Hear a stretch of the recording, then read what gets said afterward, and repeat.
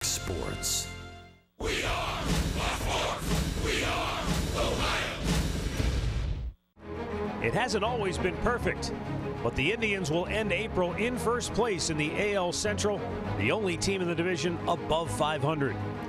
It's been a struggle at times offensively, but the starting pitchers have more than picked up the slack with the third-ranked ERA in the American League.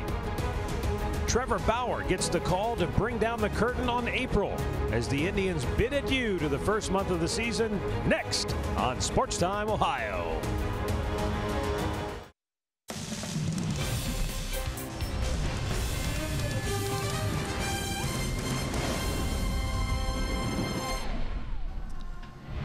Edwin Encarnacion in the starting lineup once again for the Tribe tonight, but he makes just his second start of the year at first base. Yonder Alonso getting the night off with a lefty on the hill for Texas. Meanwhile, Joey Gallo and his 8 home runs lead a Rangers club into Cleveland in last place in the American League's Western Division. Well, hi again, everyone. Matt Underwood alongside Rick Manning. Hard to believe Texas is in the basement in the American League West. We're so used to them being a true contender in that division, and who knows, a lot of baseball still to be played. As for the Indians, they need Trevor Bauer to get deep into the game because the Mariners kind of beat up their pitching staff. Trevor Bauer's last 18 starts, Archie's averaged 6 2/3 innings per start, and he's gone into the 6th inning 16 out of 18 times. Well, I think you have the right guy on the mound. Trevor Bauer has pitched very well this year in his 4 starts. He's given up 3 or less runs in every start. Left-handers are hitting only 185 off him. Righties are hitting 200. He's down 2 pitches per inning this year, and you can see pitches per start are up. His whip is better, and striking out, he's averaging 7 strikeouts I mean this year in his games, but Trevor Bauer's been very, very good, and I think he's going to go deep into the game for him. Lefty Cole Hamels on the hill for Texas. Last year on August 21st, he beat the Angels in Anaheim to go to 9-1 on the year. Since then, he's 3-9 with a .535 earned run average. We'll be back with tonight's first pitch. Alan Jensen have the showstopper, and Andre Knott, back from vacation, will join us as well.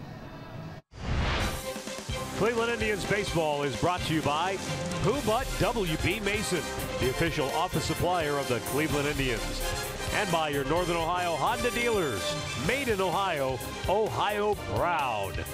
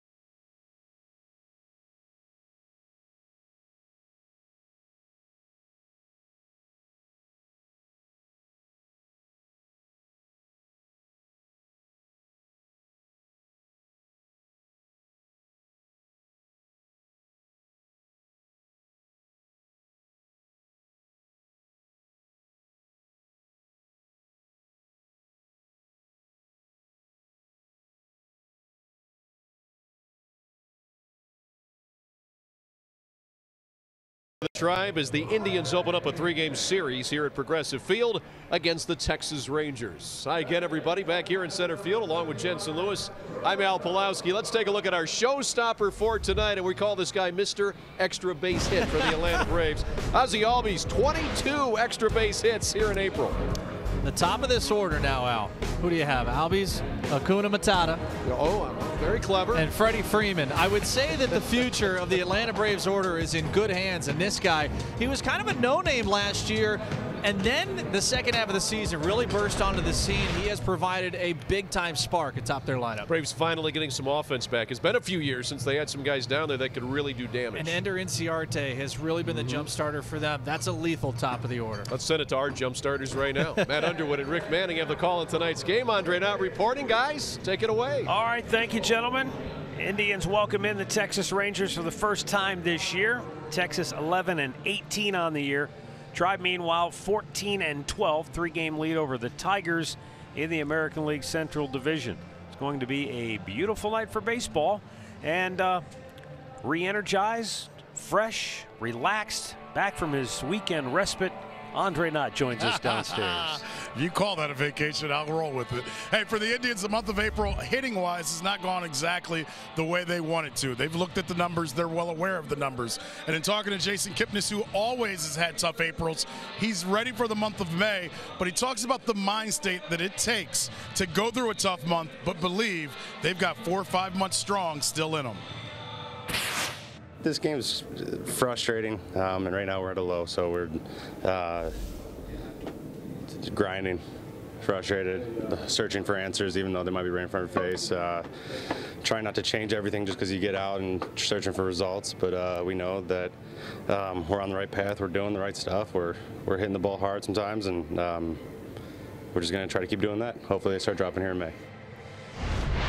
That's the great thing about the game of baseball. It's every day and it's 6 months. And you know what? You do go through struggles. I think they went through the same kind of thing last April. Yeah. You know, as a team, they're doing the same thing this year, but we know one thing. They won't give up. They're a second-half ball club. And I know it's tough to say patience, patience, patience, because we can say that it's cold weather, it's this, it's that. Other teams are hitting the baseball very hard, but the Indians' time is coming. It really is. I think the one thing that everybody is aware of is that 2 years ago it was a 14-game winning streak. Last year it was a 22-game win streak. You can't count on those kinds of things to shoot you over the top. Right. So at some point you just want to see them string together more consistent baseball over a long period of time. Yeah, well, and right now they can't do it because they're not scoring runs. You want to win the series, and the key to that series is win the first game, and then you can win one out of the next two, and you're winning the series, and that's how you roll for the rest of the year. Well, Trevor Bauer gets a chance to set the tone for the Tribe tonight. And it'll be a good tone setter. He will be the Northern Ohio starting pitcher for the Indians. Trevor, in his 5 starts, has been very good. 2-2 at 2.41 ERA, 13 walks, 35 pitches, or 35 strikeouts. Only a 192 batting average. We're telling you, he's matured. He's throwing fewer pitches per inning this year. He goes out there. He seems to be a little more aggressive. He was able to beat the Rangers once last year in a start. He's 1-0 in his career in his 4 starts, so we'll see if he can get him off on the right foot tonight. For the Texas Rangers, manager Jeff Bannister, the lineup looks like this. Delino DeShields leads it off. Shin-Soo Choo batting second, he'll DH. Then it's Jurickson Profar. Nomar Mazara batting cleanup. Joey Gallo in left field hits 5th. Isaiah Kiner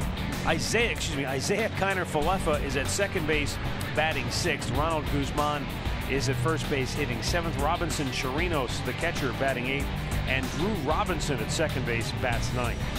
And take a look at the Indians defense now. They have made 15 errors. They moved down to the 7th spot as far as fielding percentage. In the outfield, Davis, Zimmer, and Geyer.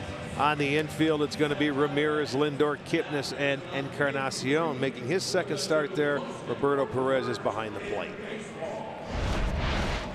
Jerry Davis, the crew chief, calls the balls and strikes. Pat Hober, Mark Carlson, Brian Knight work the bases. Our first look this year at the Texas Rangers, but it's not the Texas Rangers that you're used to seeing. Not even the Texas Rangers that they expected to have out there this year. They have been besieged by injuries. Not that everybody isn't susceptible to that and everybody goes through it, but they're losing. When you're missing Odor, Andrus, and Beltre all at the same time, yeah, that can be a lot to overcome. We're underway. 59 degrees under clear skies. Just a very light breeze blowing in from center field, but I don't think it's anything that'll play a factor in the game. Definitely a night like this has been needed. He yanks one to left. That's going to be fair. Down into the corner it goes. DeShields on his way to second base. And the Rangers get their leadoff man into scoring position. Well, DeShields his third double of the year, and he didn't waste any time. Jumped on that fastball. I want to see the location of this. They're sitting down and away, and it didn't. It leaked back to the inside part of the plate, and that's what happens. You make a mistake early, right down the line, so they lead off man aboard. DeShields was just 4 for 31 in his career against Indians pitching before that double. But he's in scoring position now for Shin-Soo Choo, who has picked up a hit. In fact, 13 hits in his last 12 games. The Indians able to beat Texas last year 6 out of the 7 games that they played. Texas has won 3 of the last 4 and 4 of their last 7.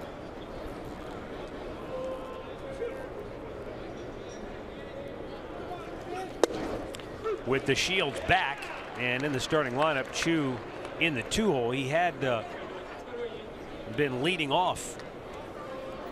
This is his 8th straight start in the 2-hole. And maybe we always thought when he was in Cleveland he was better suited maybe in that 2nd or even 3rd spot in the lineup, depending on who you have around him. Right.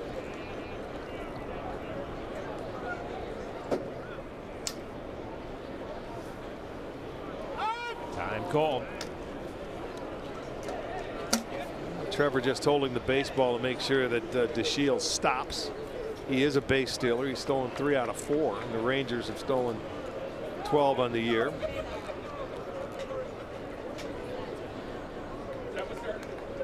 Two-strike pitch. Down and in.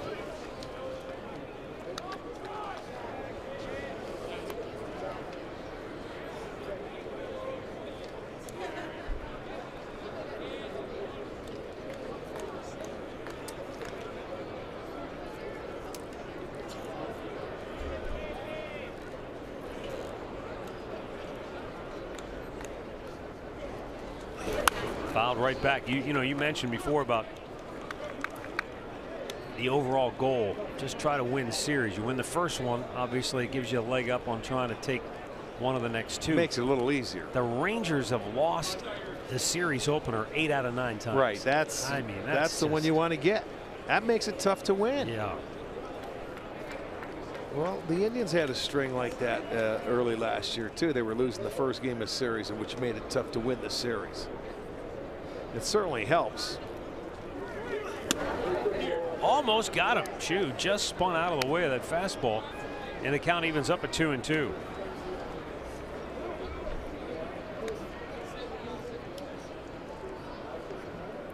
The Rangers have played better on the road. They're 7-6 this year on the road, and just 4-12 at home. Yeah, that's hard to believe. Yes, it is.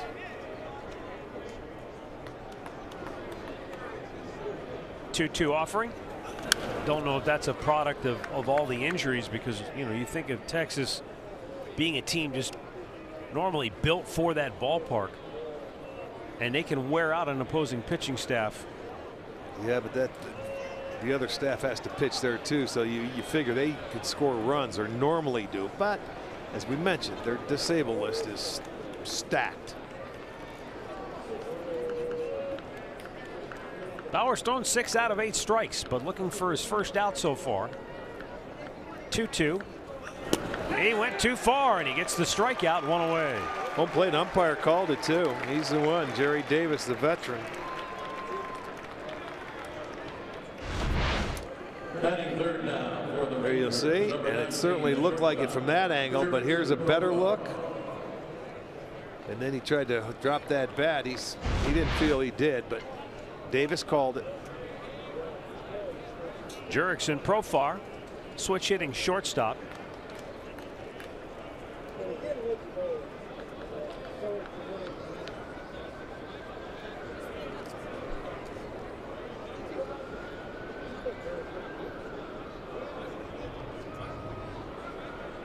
Profar's one of those players that, you know, we've seen bits and pieces of him, but, you know, when you're stuck behind Elvis Andrus and Brugnet or Odor on the other side, there's just not a lot of opportunities for him. Yeah, they had him play in the outfield. I remember when this kid played his first game in this ballpark, he went deep, hit a home run, and hit a double in his first 2 at-bats. And you figured, wow, this kid's going to be a star in the making, but he never really has had an opportunity to play every day. Yeah, last year he only got 22 games in the big leagues. Year before he got 90. But again, it's all about opportunities. When you have some injuries, get some chances. Down in the dirt.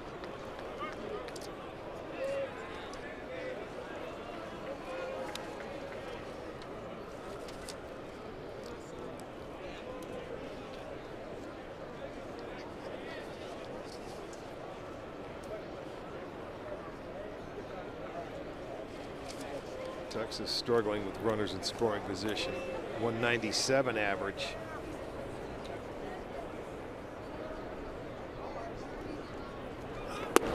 Just missed up high. And now it's 3-0.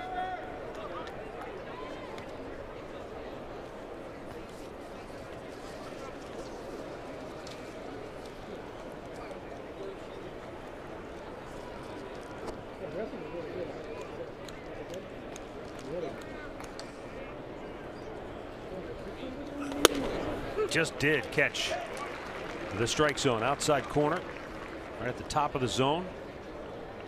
Yeah, Profar, it was 2 years ago when they really tried to make him a super utility player, and that's when he got the 90 games at the big leagues, but he started at least 5 games at 5 different positions. The only other guy to do that was Marwin Gonzalez down in Houston. 3-1 pitch, swing and a miss. It's a full count. And he also, as if it wasn't enough that he bounced around on the diamond, he hit in 8 of the 9 spots in the batting order too. He was the floater. Yeah. But as the players have always said to me, as long as I'm in one of those top 9 spots. Absolutely right. Doesn't matter where. Bauer trying to come back from 3-0. And Profar fouls it back. Last 7 games, Profar just 5 hits and 24 at bats. Nomar Mazara waiting on deck.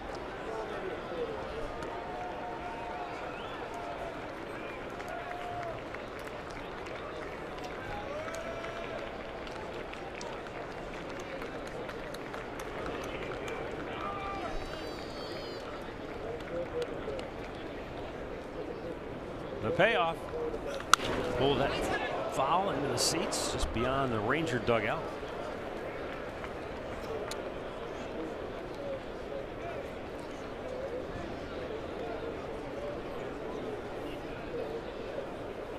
Well, that's what happens sometimes when you fall behind a hitter 3-0. You got to work hard to get him out.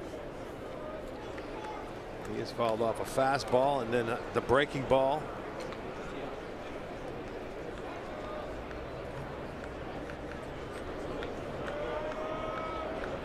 Again, the 3-2. Chopped to second base. Jason Kipnis will throw him out. 2 down. Delano DeShields moves to third. Storylines are brought to you by Wayside Furniture. It's a Texas Rangers club that can punch out. So we'll see if Trevor Bauer is able to take advantage of the free swings. And can the Indians wait back and take the breaking ball of Cole Hamels and shoot it the other way?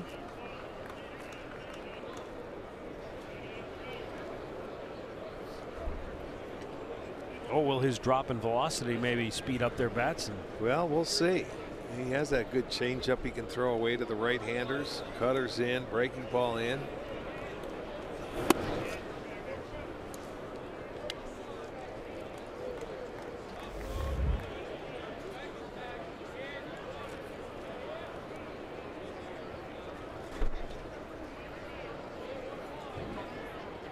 This has been a tough out in the past. Zara. Rangers have struck out 267 times this year. Only Baltimore has whiffed more than Texas as we close in on the final day of the month of April here. Yeah, we get to turn that page tomorrow. Way out in front of it, 1-2.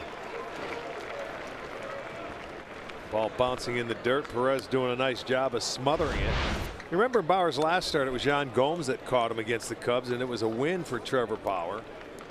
But back again tonight, Perez will be behind the plate, and he knows he's ready for all of those pitches. Bauer usually throws a number of those breaking balls in the dirt. Yan Gomes in the lineup tonight as the Indians DH. Yeah, they have both the catchers in the lineup tonight.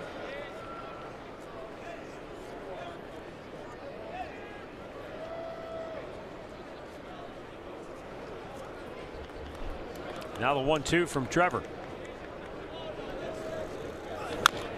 Pulls that foul. Mazara trying to pick up some of the slack with the offensive firepower Rangers have sideline, has driven in 10 runs in his last 12 games. And sometimes that can go against you because you try to do too much. You know, he's moved into the number 4 hole. I want to drive him in. I have to do this instead of just letting it go. He fits into the nice lineup in 1 or 2 spot when you have Beltre and the big boys in there. You're right, though. All of a sudden, and we've seen it before with the Indians, when it shortens the lineup. When guys have to move into spots they're not necessarily familiar with or comfortable in, can you be the same hitter? Which is why Terry Francona is not afraid to move select hitters around, like a Michael Brantley. Right. Because he's not going to change the hitter he is regardless of where he hits. Yeah, but these are some young hitters here in the Texas lineup, and a lot of the young hitters will change or try to. 2-2. Slowly chopped to first. Edwin will scoop it, take it himself, and the side is retired. Leadoff double does no damage. The Indians are coming to bat.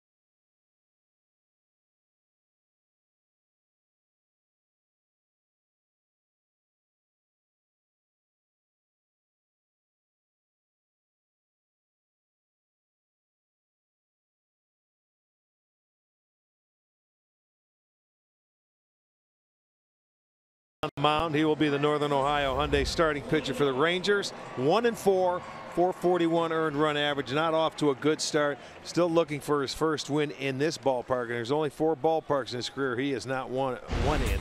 This is one. Terry Francona's starting 9 brought to you by Progressive Insurance. Francisco Lindor leads it off. Jason Kipnis, then Jose Ramirez. Edwin Encarnacion, Yan Gomes the DH, Brandon Geyer in right field, then Rajay, Roberto, and Bradley Zimmer. First pitch grounded to third, scooped by Kiner Falefa. Throws him out, 1 down. Let's set the Rangers defense behind Hamels today. It looks like this. Big Joey Gallo's in left. Delano DeShields in center. Nomar Mazara is over in right. Isaiah Kiner-Kalefa is at third. Jurickson Profar is at short. Drew Robinson at second. Ronald Guzman is at first. And Robinson Chirinos behind the dish. All right, here's Jason Kipnis now. Kipnis is a career .306 batter against Texas Rangers pitching, with 6 home runs.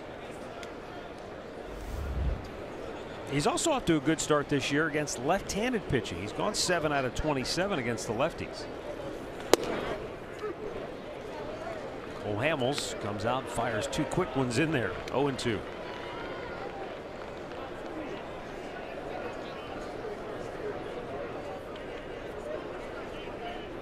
Now let's have a duo. Well, something didn't feel right. Missed low and away with it.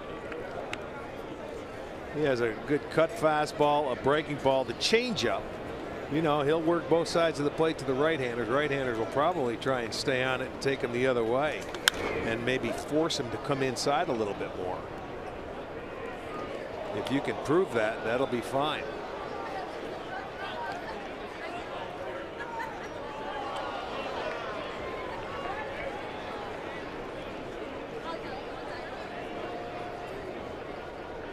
Now the 1-2 offering.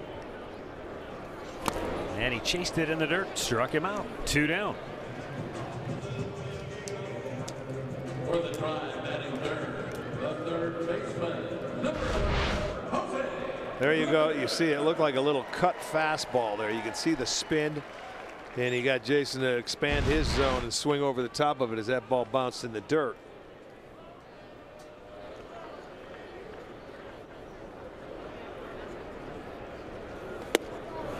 Fastball nicks the outside corner. Strike 1 to Jose Ramirez.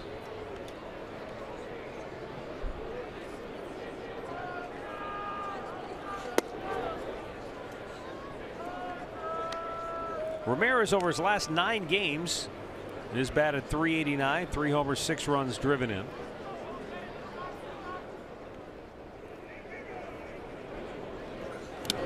Looks at a ball in the dirt.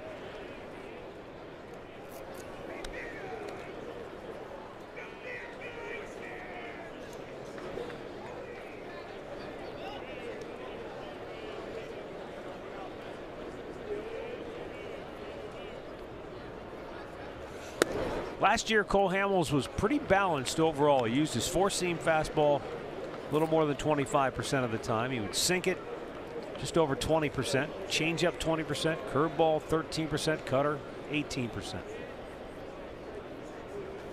And there's a line drive caught by Kiner-Kalefa to end the inning. Indians go 1-2-3. No score after 1.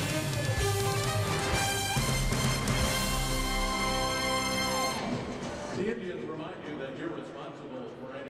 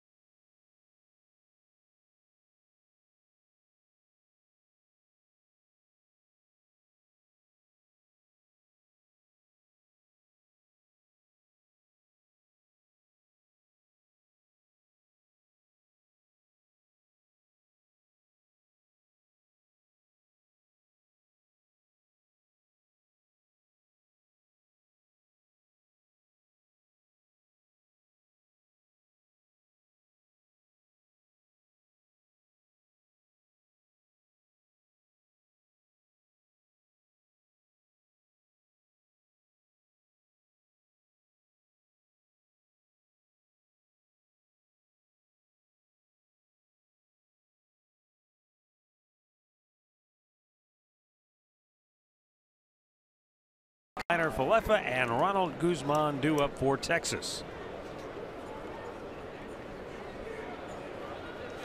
Joey Gallo is starting to either become a more disciplined hitter, or teams are just working around him and he's taking those free passes because he's piled up 9 walks in his last 11 games.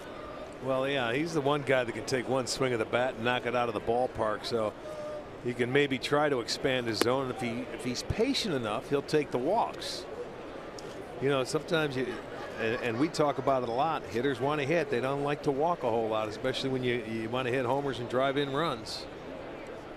And teams are going to make the rookie batting behind him. Right. I've never seen. Sure. They're going to make him Absolutely. prove he can beat you first. That's exactly right. And Bauer again, another 3-0 count. His second.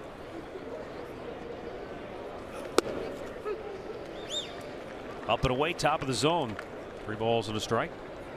Yeah, Gallo was a guy that hit the 40 home run plateau. He had as many home runs as singles. Fouled back.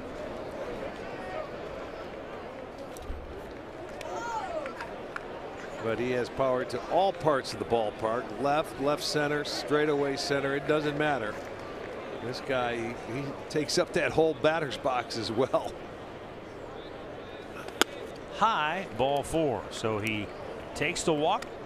And the leadoff man aboard for the 2nd inning in a row for Texas. Batting 6 now for Texas, number 9, the third baseman, Isaiah Falefa.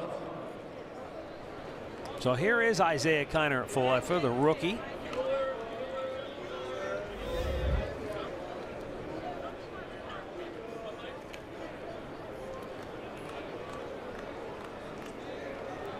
Native of Hawaii.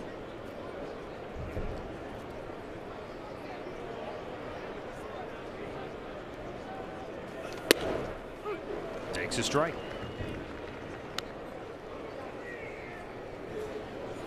Falefa was an all-state performer in Hawaii. His high school won the state championship, and he had committed to San Jose State when the Rangers made him a 4th-round pick 5 years ago.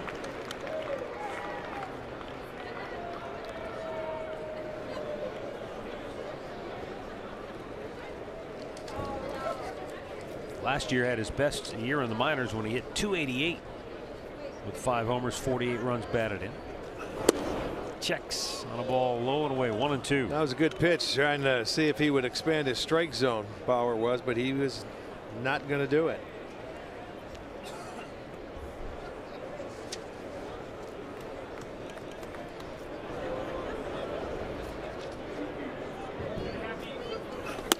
That's up high, 2-2.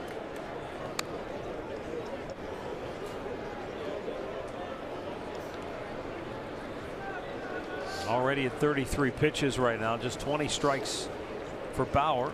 Still searching for that little arm slot in that zone where he can pound the strike zone. He's just missing by a little bit. Runner goes, swing and a miss, throw down to second in time. It's a strike him out, throw him out, double play. Yeah, good tag by Kipnis to come up and get that ball. And that's something I know Perez wanted to do, is make a good throw. He's been throwing the ball into center field, but that one he got rid of quickly. They started the runner, so you're going to get the strike him out, throw him out on a curveball. Now look at Kipnis go in front of the bag and comes down with that fast, quick sweep tag, and Gallo, there you'll see it right on the hip. So a double play. That's exactly what Trevor Bauer needed right there. Fastball strike to Ronald Guzman, 6'4", 225-pound first baseman. Guzman, 23 years old.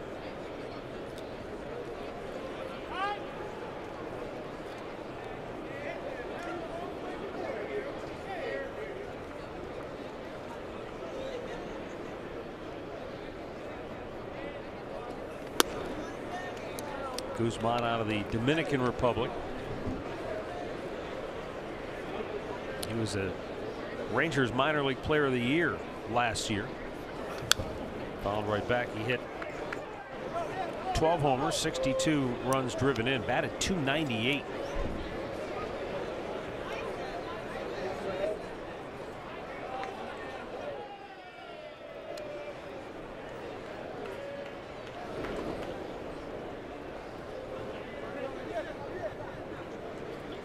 Rangers Minor League Player of the Year award named for Tom Grieve. 2-2. Swung on and missed. Trevor Bauer strikes him out. Gives him 3 strikeouts through the first 2 frames. No score, middle of the second.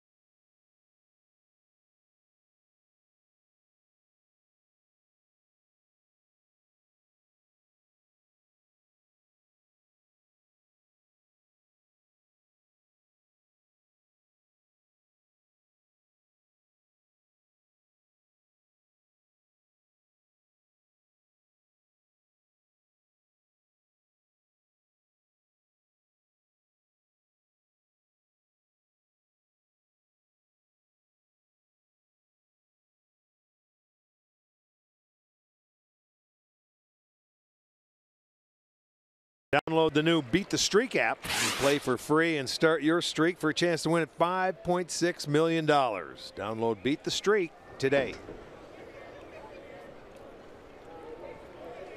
Edwin Encarnacion, Yan Gomes, Brandon Guyer due for the Indians. Fastball up high, 1-0.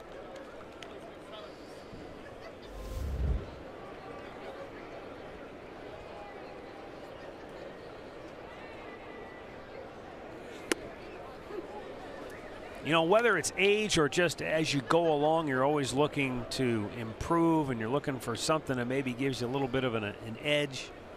Cole Hamels, as he delivers a 1-1 pitch, it's popped high in the air, right side. And Guzman takes that for out number 1. Cole Hamels, the biggest difference from where he's been traditionally in his career, in particular from last year to this year, has been leaning a little more heavily on the cutter. Now, again, we're only 6 starts in. But from a year ago, he was using that cutter about 17% of the time. This year, it's up to 26% so far. So, again, Arch, I don't know if that's just, hey, I want to show the hitters a little something different, or as you get up there, as the velocity comes down, you want more movement. You do. You certainly want the movement. If you're throwing 2 or 3 miles an hour slower, you better have the movement on it, because they're, you know, maybe you just can't get that fastball by him like you used to. It's a game of adjustments. Gomes turned that one around in a hurry at 91 miles an hour.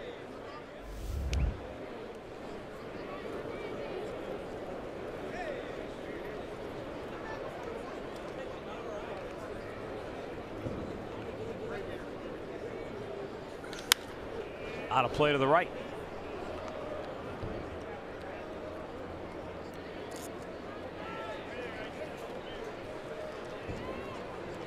Yan Gomes has batted .273 this year against left-handed pitchers.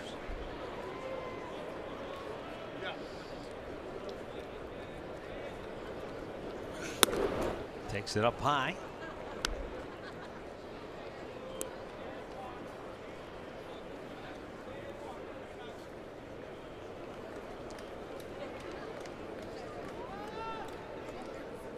Hamels 1-2. And that's high again. 2 balls and 2 strikes. Well, and you can tell the way Yan Gomes is taking pitches. He's seeing the ball very well, and he has been. You know, it's just right there. He's not jumping out. He's not lunging. He's got it. He's got it covered. Well, he's at his best, as you pointed out before, when he can shoot the ball the other way. But sometimes in order to do that, you have to have that confidence to be able to wait on it. Yeah. And as you just said, he's not jumping. So when he's waiting back, he can let the ball travel a little deeper, and he still has the confidence he can get to it and shoot at the right field, do some damage. Now the 2-2. Oh, nice change of pace by Hamels. That's all right. Good pitch. Second strikeout for the left-hander. Here's our great clip of the game from yesterday. Brandon Geyer, who's hit a home run in each of the last 2 games that he has started.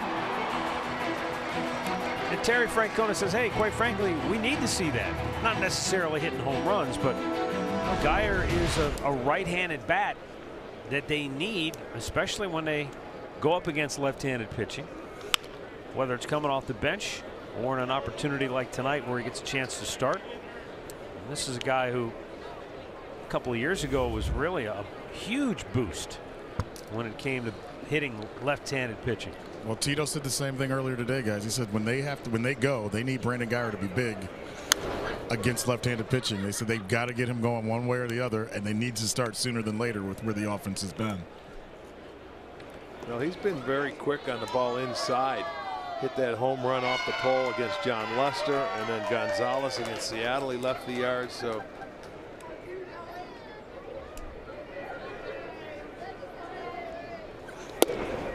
Down low. 1 ball, 2 strikes. That's a good take. Tough take, but a good one. Indians as a team hitting .220 off left-handed pitching with 10 homers and 31 RBIs. Right-handers they're only hitting .224, and they're predominantly a left-handed hitting team. You know, as Andre just reported, Tito saying, hey, we got to get this going sooner rather than later. And I know nobody wants to hear about the weather because the weather's the same for everybody, but it's not really the same for everybody unless you're playing here. As the 1-2 pitch is checked, it's up high. We've just found out that the Indians have played, on average, game time temperature is 20 degrees less per game than it was a year ago. Yeah, this year compared to last. The 2-2 just missed low, full count. And to add to that, Matt, that last check swing by Geyer and with the weather, he's told me that's the biggest thing he's had to overcome is dealing with the weather with that wrist injury. And then he just had to check. So those are the type of things you got to pay attention with him right now. Here's the payoff. Foul back. Yeah, he said he wants to get a little warmer weather. It'll make it a little easier. Yeah, you don't think about a check swing. You just take it for granted. But when you have a bad wrist and you had surgery on it and you have to check your swing, it does not feel good. Especially when it's 40 degrees. Yeah. Here's the 3-2. Up high, ball 4. Good at bat. Indians have their first base runner with 2 down here in the second.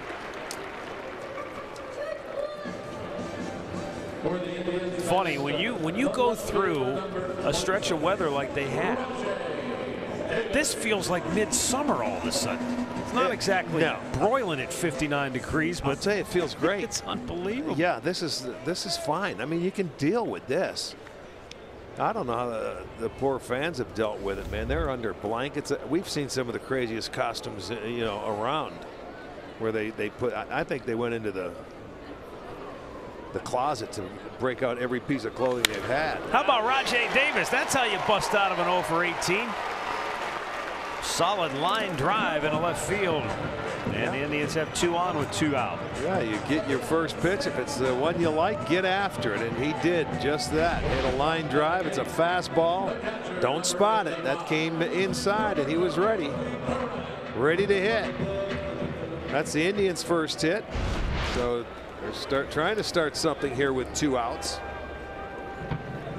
Now another guy that's been struggling at the plate. 0 for his last 10 with 8 strikeouts. Ouch. Roberto Perez. Bounced in there, and a nice block by Chirinos.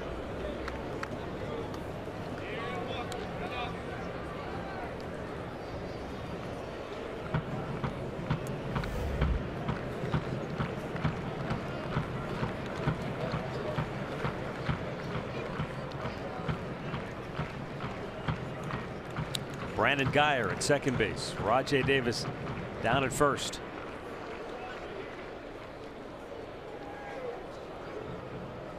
Nowhere to go. With the hour earlier start, you get the fading sun in the eyes of the guy down at first base right now. Rajai Davis, you're trying to look at that pitcher, but you're also looking right into the setting sun as well. Well, the one good thing is that Gallo's off the bag. He's not, or not Gallo, Guzman is off the bag. Right fielder looking into the sun.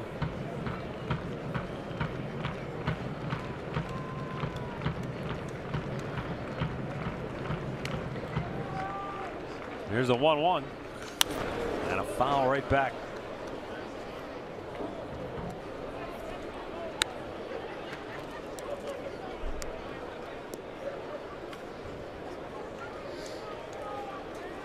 He rubs up the ball, and when he gets ready to put that ball in his glove, it looks like he goes into it with a spiked curb grip every time. See it? Yeah. On the leather there, and when he puts it in, he'll make the adjustment, but it goes in as a curve ball. He bounced it. And he threw it too.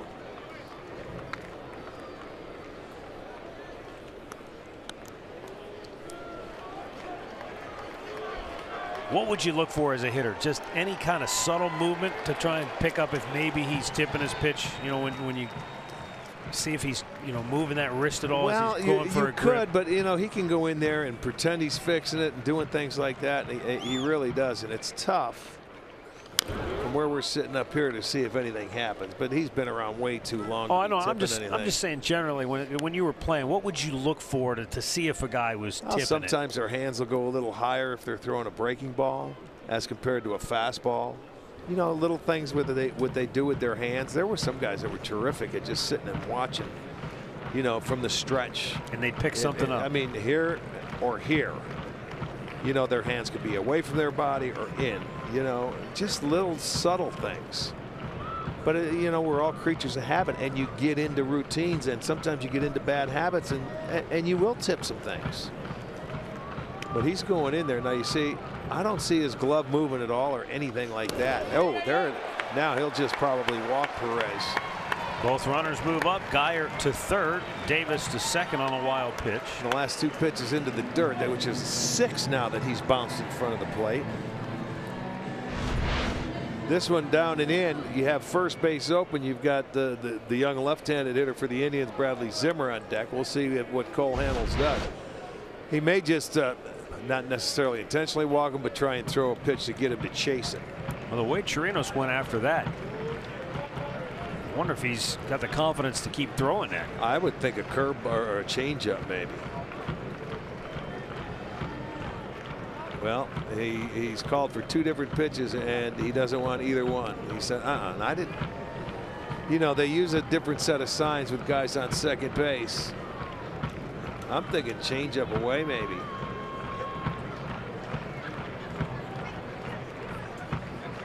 Whatever it is, it's going away.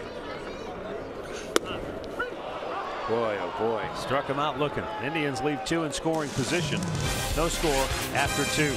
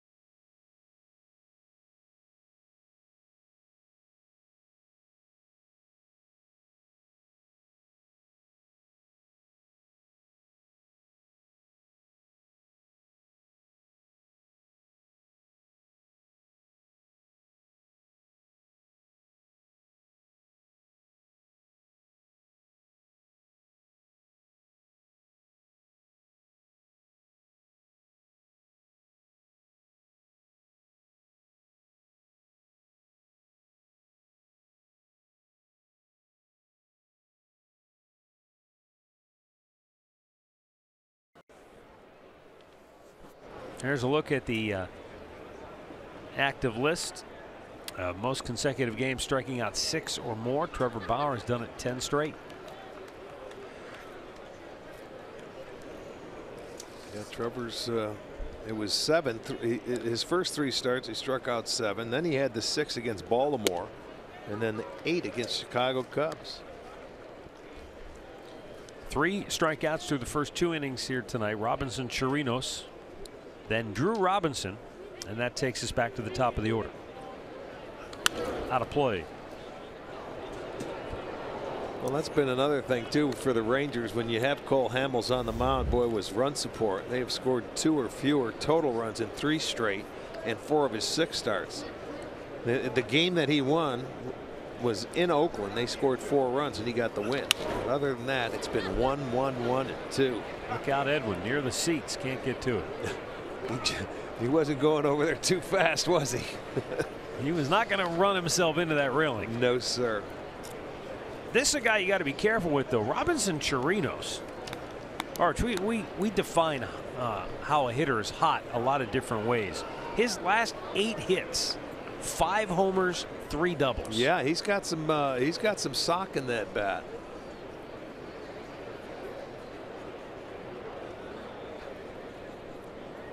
The 0-2.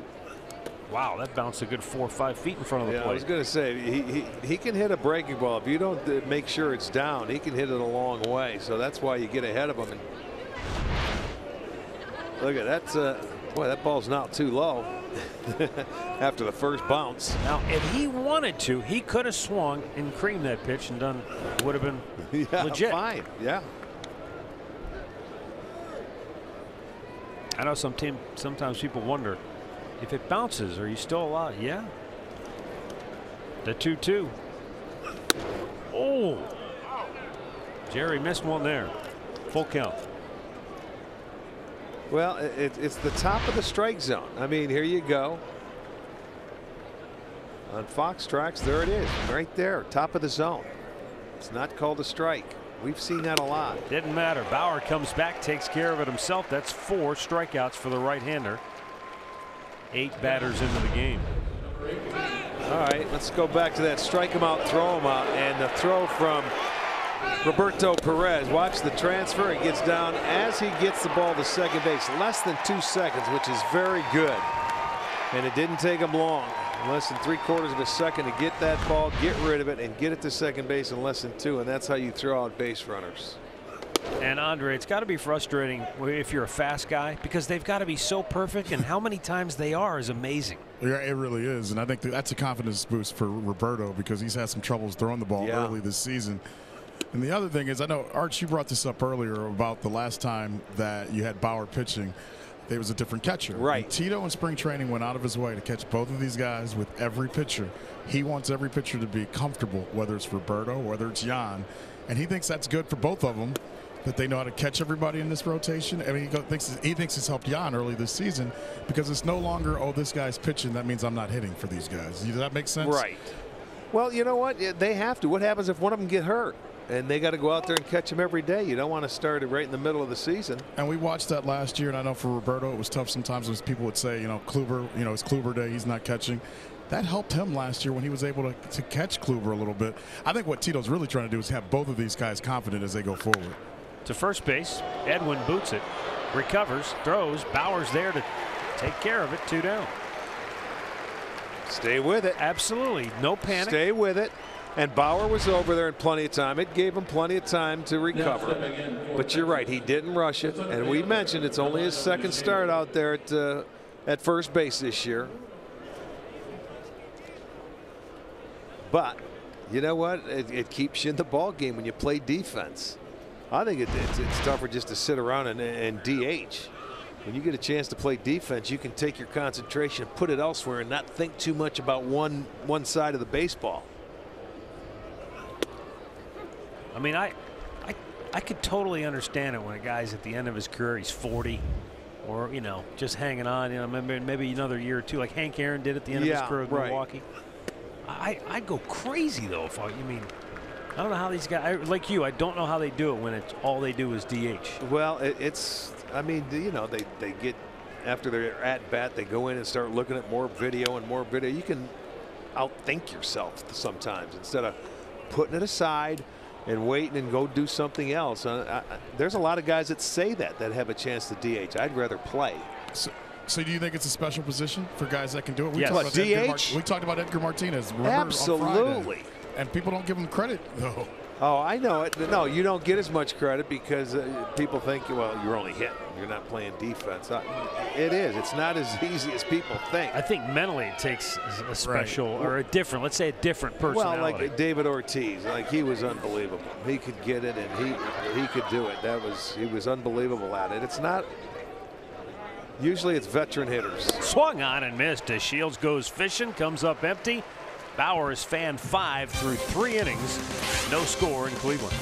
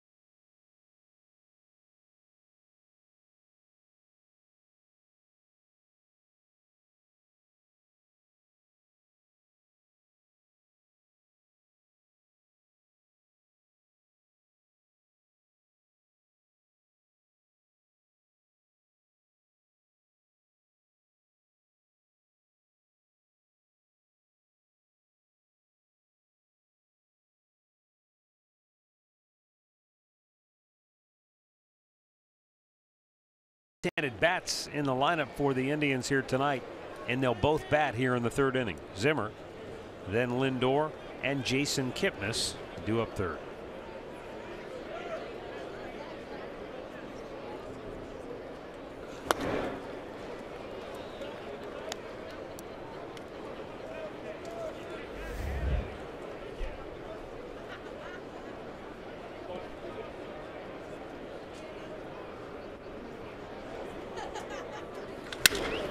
Line drive on one hop, flagged down by Robinson, turns and throws him out. 1 down. Tune in tomorrow after Indians live postgame for the Tribe Report presented by GMC. Al Pawlowski and Jensen Lewis will go over the central storylines and plays of the week. Rajay takes a look back at his famous World Series home run, and Jensen will sit down with Indians left-hander Tyler Olson for a little bullpen chat.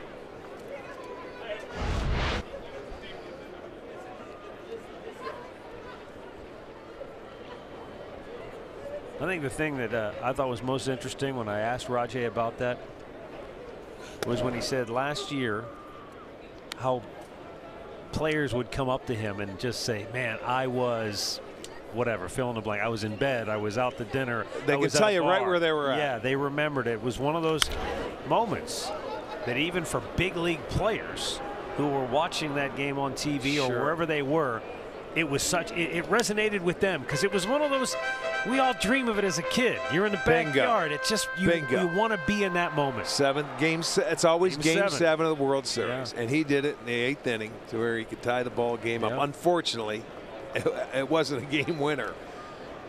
Think about this for a second as Lindor awaits the 0-2 from Cole Hamels.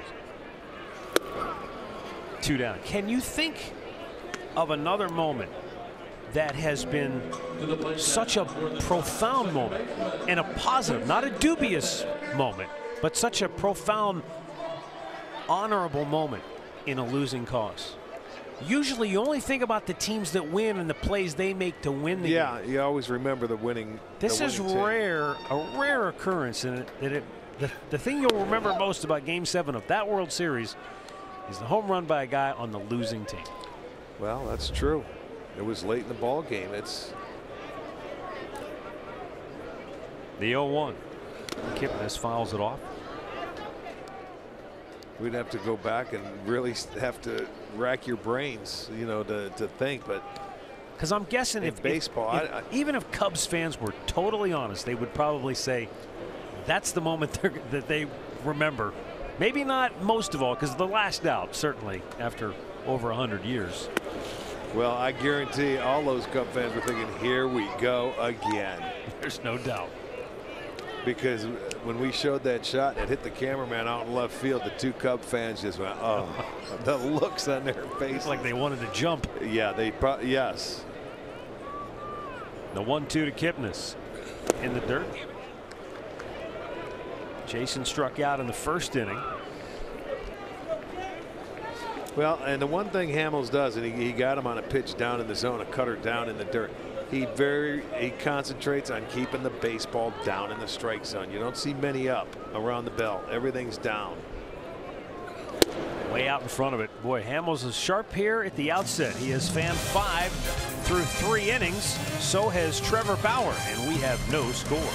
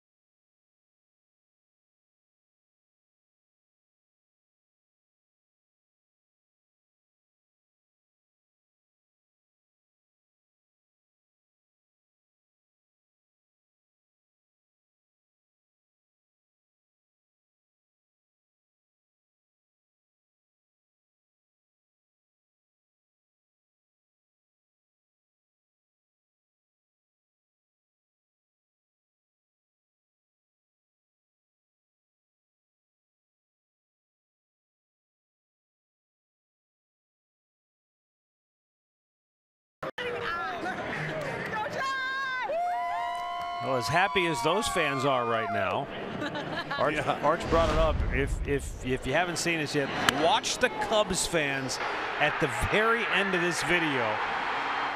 They're right there on the top of the railing as the camera swings around. Look at the two Cubs fans. Oh, no. They were debating. It never gets old. Oh, goodness. Shin-Soo Choo leads off the 4th inning for Texas. He struck out in the first. Last year he went 4 for 26 against Indians pitching. You know, when we're rolling it back over to the top of the lineup, I was just starting to think tonight is the first game that the Rangers have played in Progressive Field without Elvis Andrus in the lineup since 2009. Wow. And that covers 35 games. And he's hitting just about every one of those 35 he's hitting .415. You know, he was hitting .415 in the 35 games. Well, the injury report brought to you by the attorneys at Elk and Elk. Beltre, Anderson, Odor. Those are the 3 big names, right? Because they're everyday players. Yes, they are. Martin Perez and Lincecum doesn't count because he's never really pitched. You know, he signed a deal and has never pitched. They were kind of hoping maybe in one of those, well, maybe we'll catch lightning in a bottle type deals. Yeah. He wasn't ready to pitch, so because I asked somebody, say, how's a guy going the 60-day DL with a blister issue? And they said, well, it was more a case blister. where more a case where he needed some time to get ready anyway. So Jurickson Profar grounded out in the first inning.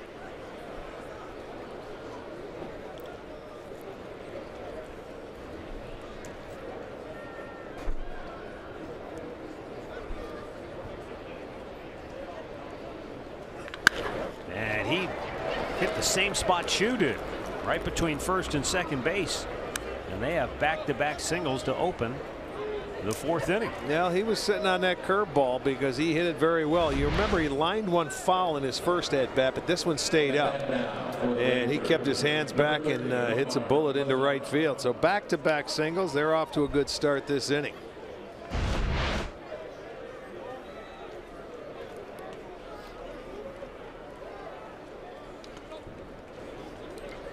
Well, now Nomar Mazara, who has hit 20 home runs in each of his first 2 seasons in the big leagues.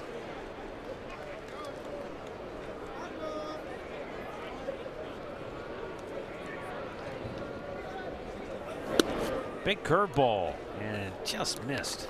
Ball 1. You know, it's amazing, but the Rangers now, this is only going to be tonight in this ball game, their 5th game in a true outdoor stadium, and the first game east of the Rocky Mountains. Isn't that amazing? Without a roof.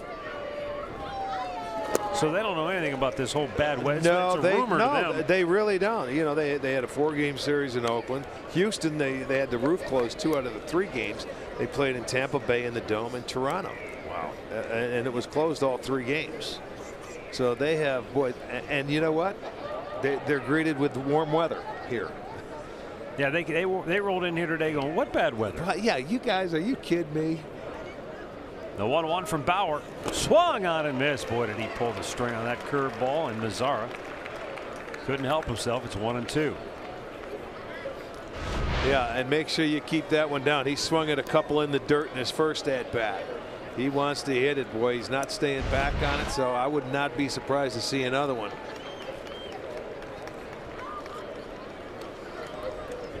And if it's Perez calling for it, he'll be ready in case it is in the dirt, which it may be. The 1-2. High fly ball. Deep left. Back is Rajay.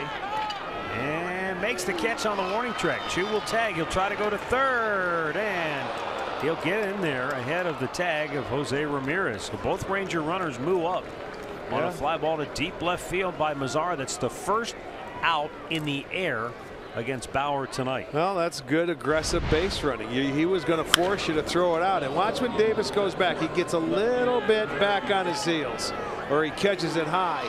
He got rid of it quickly, but the throw a little offline. And Chu gets in there, and then Profar just follows the lead runner. They know they weren't going to throw to second, so good aggressive base running to get yourself 90 feet away with less than 2 outs. Gives Joey Gallo an opportunity to drive home the first run of the game. Indians will concede a ball on the ground. Oh yeah, but this is a guy you could that can swing and miss and strike out. So Bauer has a chance if he can get ahead of him. Nice first pitch curveball. Yep. That's a pitch he had a tough time, you know, locating in the early going. Gallo 35 strikeouts this year, which second on the team. Yeah, wow. Robinson's the lead at 36.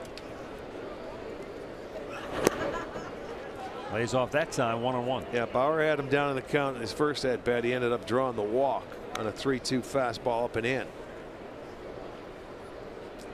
But he was part of the strike him out, throw him out double play back in the second after he walked.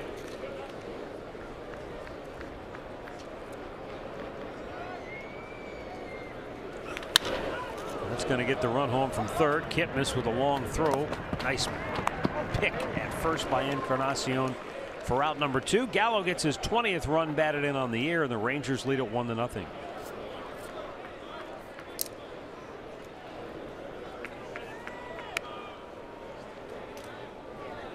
The batter now for the Profar now at third base. So that aggressive base running paid off there. They got Texas on the board with their first run.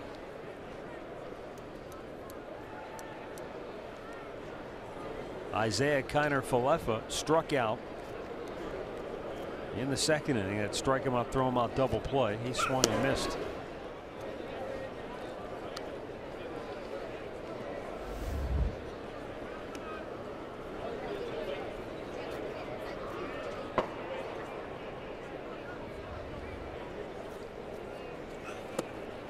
Comes back with a good curveball.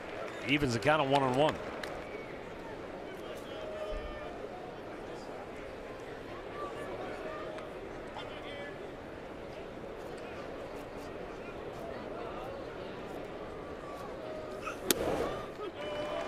And a fastball puts him ahead 1-2.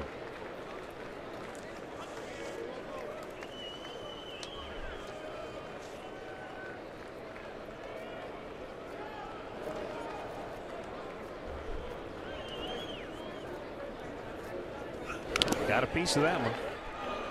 Just barely. He was fooled by it. He was out in front, but he just tipped it as it ricochets off the body of Roberto Perez.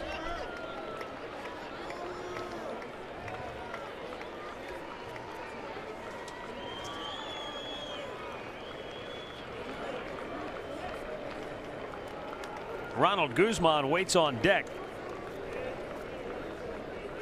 The 1-2 to Kiner-Falefa. In the dirt. Bauer pitch count really soaring on him here tonight. Over 70 already. We're only in the fourth with 2 down. He has struck out 5. And the only hit before this inning was a leadoff double by DeShields to start the game, but he was stranded at third. Now trying to strand another runner at third base here in the fourth. 2-2. Swung on and miss. He got him with a slow curveball. His 6th strikeout of the evening. But Texas gets on the board first. They lead it 1-0, middle of the fourth.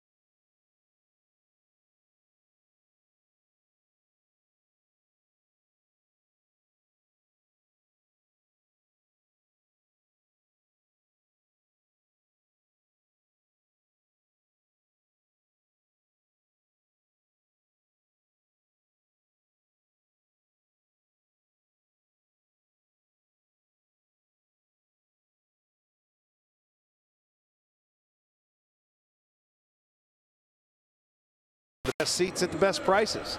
You'll save big over single game prices and get exclusive perks. See Indians.com for more details. Here in the home half of the fourth inning, Jose Ramirez, Edwin Encarnacion, and Yan Gomes due up for the Indians.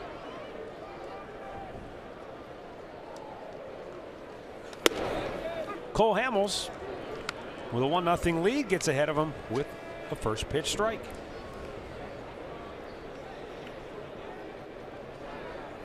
Jose was taken of a hit in his first at bat. Kiner-Falefa made a beautiful play backhanded style over at third base. Take maybe a double.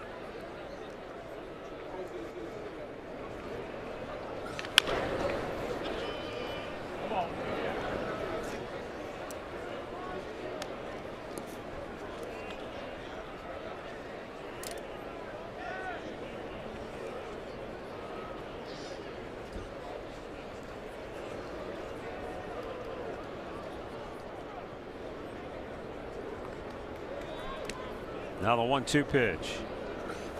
Chased it, and it gets away, and he's going to be safe at first. Yes, he is. A strikeout wild pitch. That's an easy one there.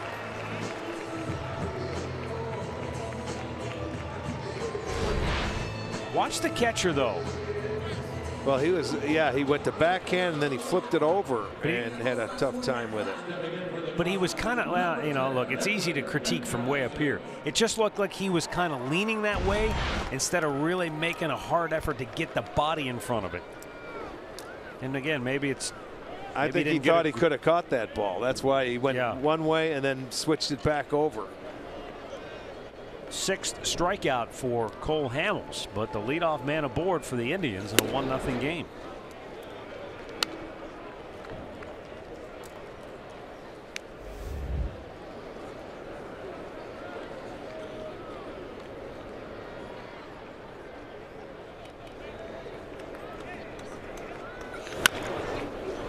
Come in.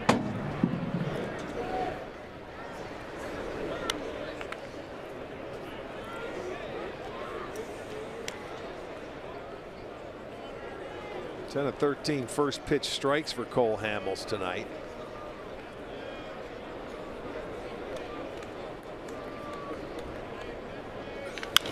Bounce to third, just foul.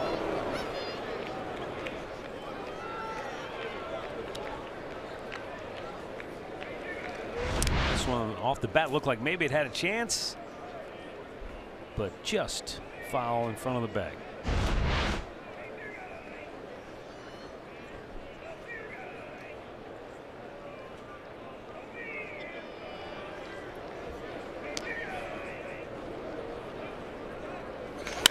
There's a high drive hit deep to center. DeShields back on the track, makes the catch, and Ramirez has to go back to first. Time for Built for Baseball, brought to you by T-Mobile. Here's one of the great stories in baseball. Nick Kingham, in his first major league start, took a perfect game into the 7th inning. He left after 7 innings, giving up 1 hit on 98 pitches. How about that? I mean, it's an incredible story. 9 years in the minor leagues. He was once a top prospect, but he had Tommy John surgery, and obviously that derailed him. But at 26 years old, he finally. You know what he did? Did you see those throwback uniforms? Oh, I know. Were they awesome? We are family. Yes, indeed. Oh, Yan Gomes gets plunked. Well, the Indians have 2 on with 1 out, and it brings up Brandon Geyer. Well, not much you could do to get out of the way of this. You just wear that one. That's in the thigh. I'll say not too bad, but it's his thigh, not mine. You're right. So. The story I read, Art, said that Nick Kingham and Johnny Cueto back in 08 are the only pitchers in the last century to give up 1 hit, strike out at least 9, and not walk anybody in their debut. Wow. And according Something to the special. According to the Elias Sports Bureau, no pitcher since 1961 has taken a perfect game that far in their major league debut. Yeah, that's hard to do. That's pretty amazing.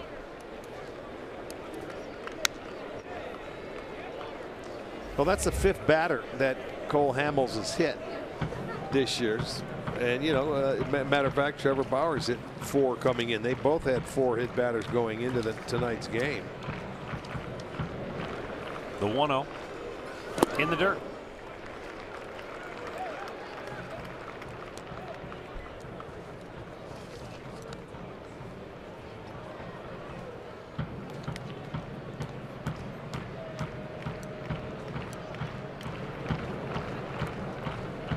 Geyer walked in the 2nd inning. He's been dynamite in these situations. 3 for 7 with a runner in scoring position. And now it's 3-0. Yeah, I remember his first hit this year was man on second base. He got a chance to hit, got a base hit up the middle, of drive in a run. I said, boy, that's a good way to start your year. And that's one of the categories that they certainly have to improve upon. He's sitting in the driver's seat right now. Takes a borderline strike, 3-1. 3 and 1. 1-0 And Well, it's been a gift so far to set this inning up. A strikeout, wild pitch where Ramirez reached, and then the hit batter. So that has set up an inning where they have a chance to tie the score. Grounded to third. Falefa goes to second, but the ball is dropped. Coming home with the tying run is Jose Ramirez. Oh, heads up. Aggressive base running by Jose Ramirez. As soon as he saw the ball pop loose from Robinson's glove, he made a beeline for the plate. That was beautiful base running, and I think he's safe at second. I think he said he came off or he never really had the transfer. If you watch, it was a nice play. He might have been off the base, and he even dropped the ball. He didn't transfer it, so he's going to be safe at second base, and I don't think they're going to have a replay. He wants to talk to the home plate umpire. He's still waiting for his video crew to find something out. He's going to check out. Can you just check and see? Jeff Bannister is asking to challenge the play at second base. I'm assuming he's asking to challenge that he was on the base and that he lost it in the transfer. I didn't see Arch the umpire's call. Was it just a safe call, or did he say? Well, let me see what he. Here you go. You'll see it. It was a nice hop. They were going to go for 2. The umpire, he says out, and then he looks, and then he says safe. So he points at the base. So I don't know what that call is. Well, he pointed, thinking he must have said yes, you're on the base, which he was. But in the transfer, was it in there? This is not a transfer. No, it's not. It comes out of the glove. And you know, I don't know if he had that ball long enough to say he had it. So we'll see. But you're right. Ramirez did a beautiful job after that ball slipped out. He didn't turn his head. He picked it right back up and kept running. You know, the run's going to stay on the board. It's a matter of what they call at second base. They could have still runners at first and second, and 1 out, as opposed to 2 outs and a man on first.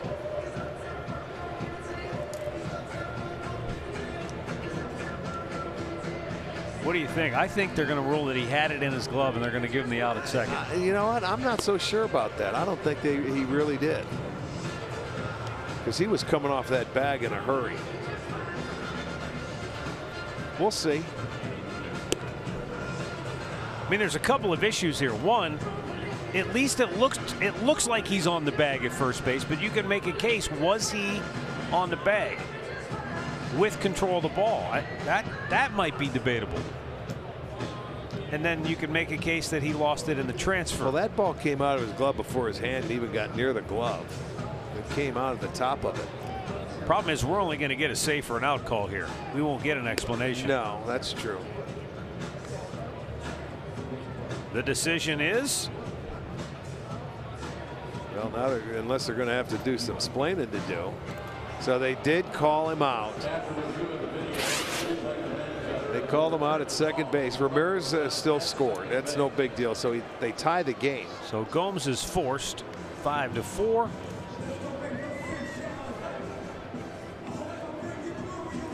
And then the error still goes to the second baseman from fumbling the ball around. Exactly.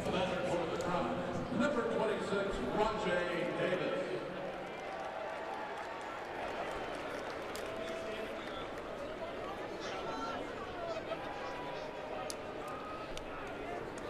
So 2 down, tie game.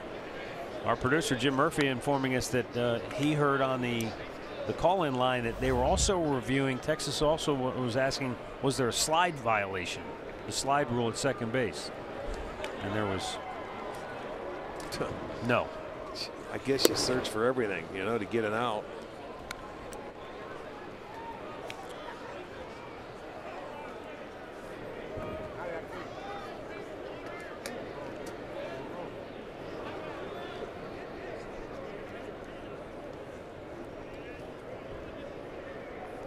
But you talk about, you said it, it's been a gift inning for the Indians. Yeah, they'll take it. And Dyer's going to go to second base on another wild pitch. And you know what? He put his head down. That was good base run. He saw the ball in the dirt. That's anticipation there. I mean, and he just took off. Chirinos just couldn't find the handle down there. If he did, he had a really good chance, but Raj didn't move. That's good. He has the batter's box and the right to it. So Geyer moves himself into scoring position on the wild pitch. Yeah, this is a gift inning. Rajay grounds one up the gut. Robinson throws him out, and the inning is over. A strikeout wild pitch, a hit batter, another wild pitch, an error, and the Indians turn it into a game-tying run.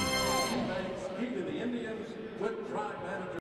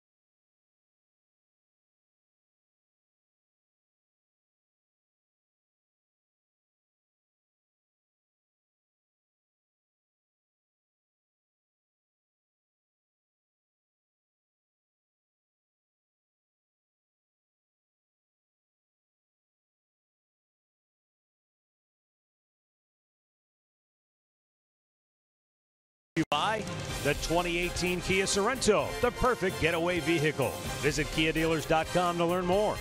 By Levin Furniture. For the best deals on furniture and mattresses, shop Levin's. And by your Chevy Network dealers. Visit ClickChevy.com. Chevrolet, find new roads. Now the Indians have tied it up 1-1.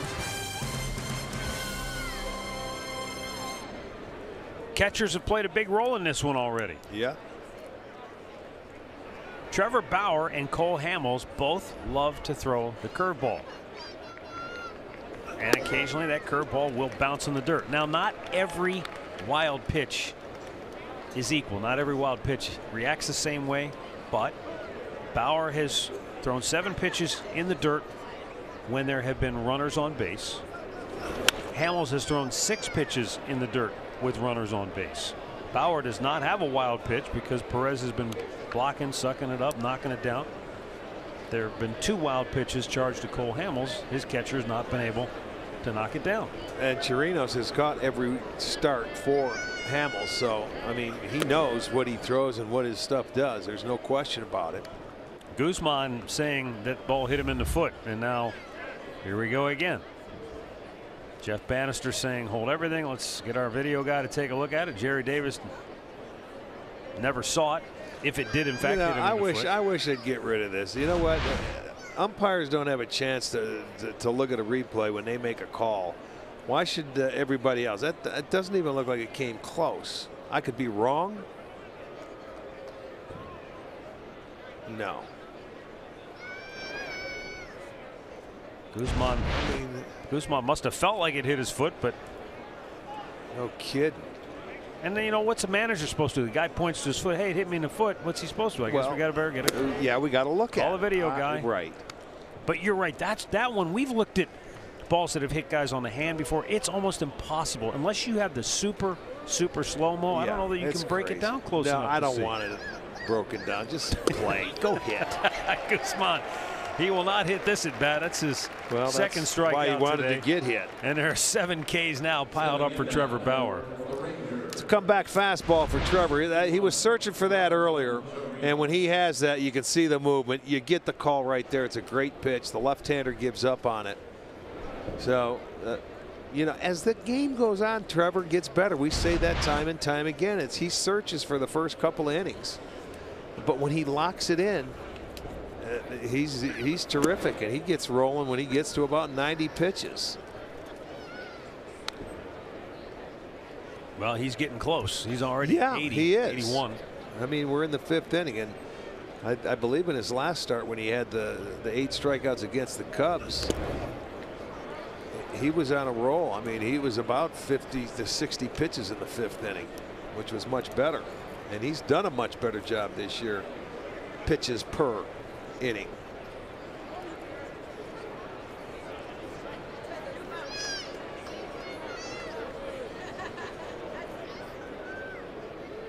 After 4 shakes no, Chirino stepped out. Swung on and missed. Well, that was really nice. That's his slider pitch he's put in an incredible amount of work on. I have noticed a difference this year from him going to that curveball to go to the slider to give the guys a different look. See, now he went back to the curveball and he couldn't hold up. That might have been the slider again. It just had a little different action to it. Watch this. This one goes straight down. And he did go, yes. Only reason I can tell is because his curveball is usually 78, 79, and that slider's been 86 consistently. When he throws it, now he's got Chirinos. Don't know what to expect. 2-2. Froze him. 3 straight Ks for Bauer. 2 down here in the 5th. Now to begin for the Rangers. Well, you can see the difference between his slider and his curveball. There's the slider. Yeah. There's the curveball. A little bigger hump to it. Yep. You know, where it starts up above the belt, and that's where obviously the change in velocity happens. Takes a little bit longer to get there.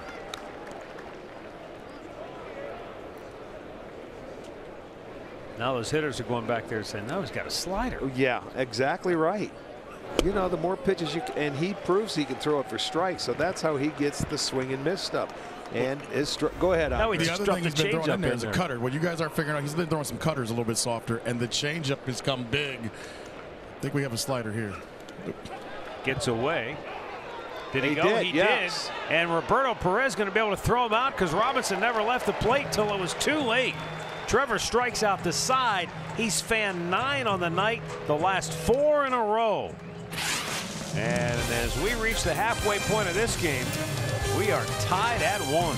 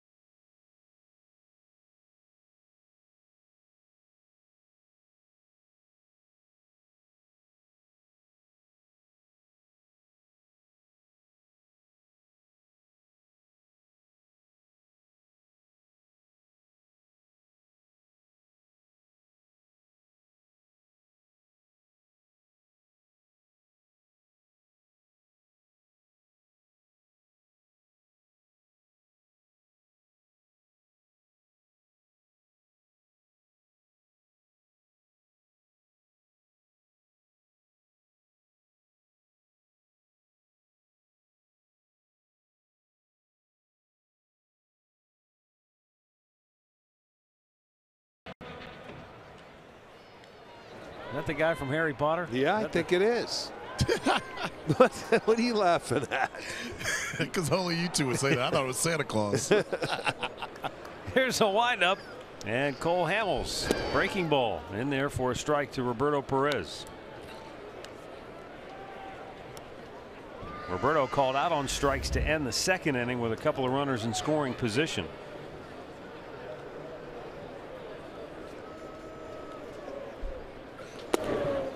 And Hamels misses down low. Okay, guys, I know in the top half of the inning we were talking about Bauer and what he was throwing and what he was not throwing. I had Josh Tomlin sitting next to me. He told me what we think maybe is the slider has been a lot of cutters today that he's throwing a little bit softer that he's been working on. Oh, yeah? That's, he said. Is that the 86-mile-an-hour pitch, the cutter? 86 has been a cutter, and then he's but gone it's got more than cutter movement. It does. It's going down. But yeah, he that's said not a cutter to me. Well, you can take it up with him later. Well, the video that we showed, that was truly a slider. Yeah, the one that we showed was a slider, but there were a couple cutters that were thrown in there as well. And the changeup has been his best pitch the last 3 starts. If you really have paid attention, the changeup has worked better for him, he's told me, when he's dealt with not being able to get the slider over, and that's why he's thrown the cutters. 2-1 way out in front of it. 2 balls, 2 strikes. Well, you got to make some signals for us, man, because he's got how many pitches does he have? Does he have a knuckleball too? You know, he's got 15. That's well, he used to. Well, he still kind of does. Don't go away from that. But I think they just try to find what he's most comfortable with. And he's found that changeup and that cutter to help him the last couple when he doesn't have a feel for the slider. I know the changeup has been good for him. He's only thrown 8 of those so far, but just watch. There's been some cutters in there as well. Cole Hamels, meanwhile, has struck out 6 Indians hitters.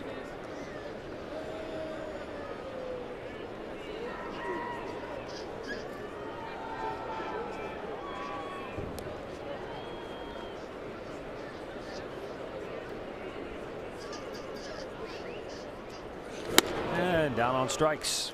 Perez, 1 down.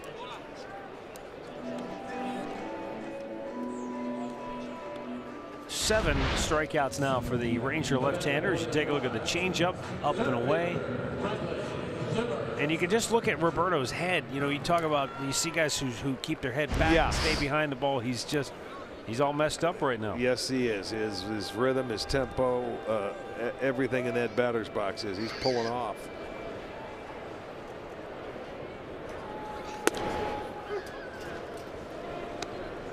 Bradley Zimmer grounded out his only time up in the 3rd.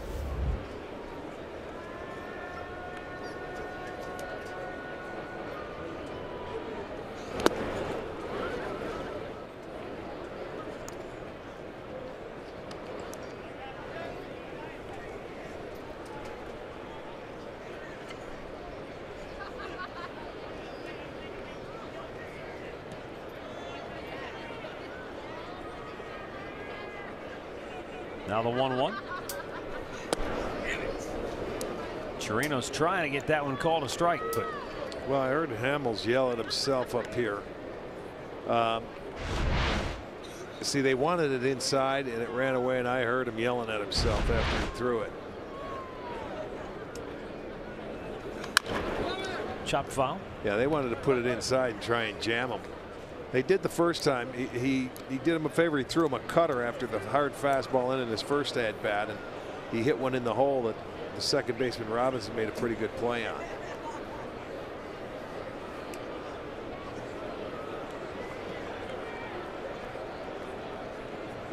Change up.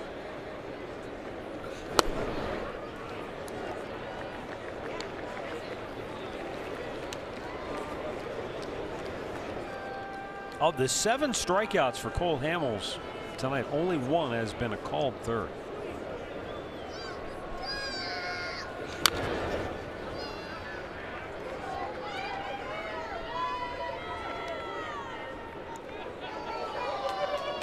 Francisco Lindor waits on deck. 1-1 game here in the home half of the 5th.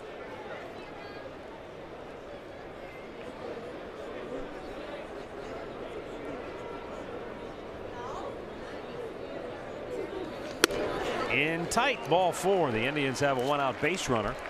That's the second walk issued by Hamels. And we're going to take a look at our stat of the game, brought to you by Buick. Hits and strikeouts in Major League Baseball this season. No previous months with more strikeouts than hits in Major League Baseball history. Yeah, and it's going to end up that way too. So this will be the first time ever. Strikeouts are up.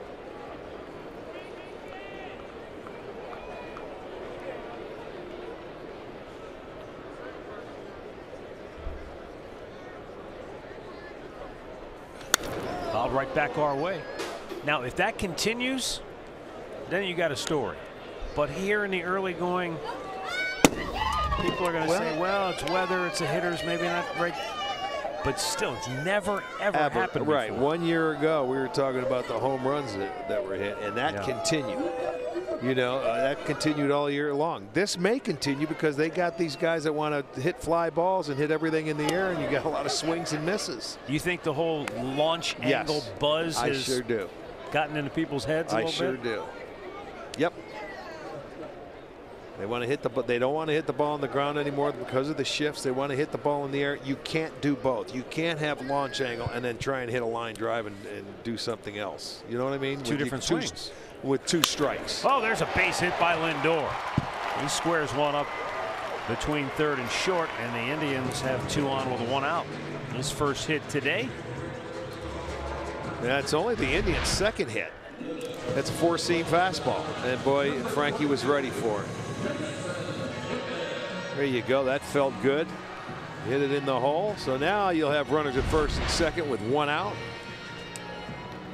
Guys, Arch, I think last week we talked about this when Joe Madden was in town with the Cubs, and he said for all that he loves about launch angle and analytics, he said that with so many guys throwing so hard and so many guys swinging so hard, that's the problem that comes from the society that we're in right now with ball players. And he's trying to tell his guys it's okay to swing hard, but at some point in time, take it back a little bit, choke up. It's okay to do those things. And he used Raj Davis's home run in Game 7 of the World Series to say you can do it other ways and still get the job done. You know, every at bat changes.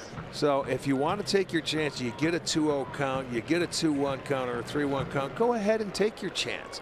But when you get down to 2 strikes and you get in a situation like this, try to put the ball in play and drive home a run instead of hitting a 3-run home run. But Matt, we've talked about home runs and strikeouts for the last 2 years, and it was just interesting to me that Joe Madden, the guy that came up that way, said enough's enough. We got to get back to playing regular baseball. Yeah, well, I don't see it changing. The 0-1.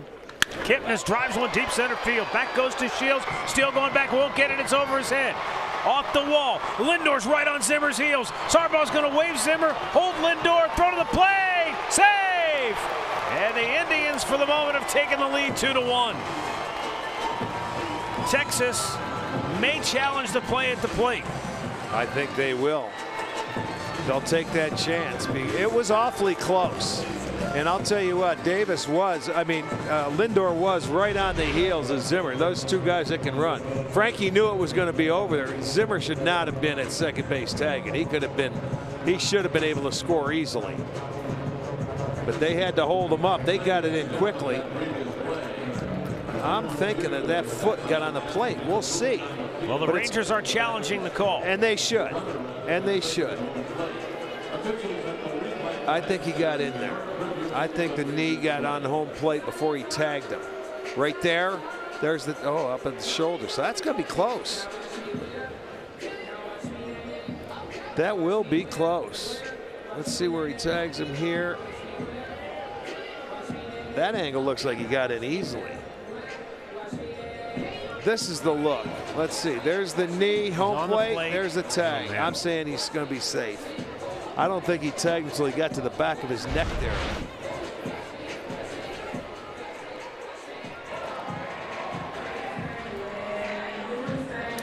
If that knee was on the plate by the time the tag came at the back of his head, if they're looking at the back of his hand, you know, the backhand coming out, he will be out. But I'm banking that knee was brushed the plate. Second challenge of the game for the Rangers. They challenged a call in the 4th inning and got it overturned. See, let's see here.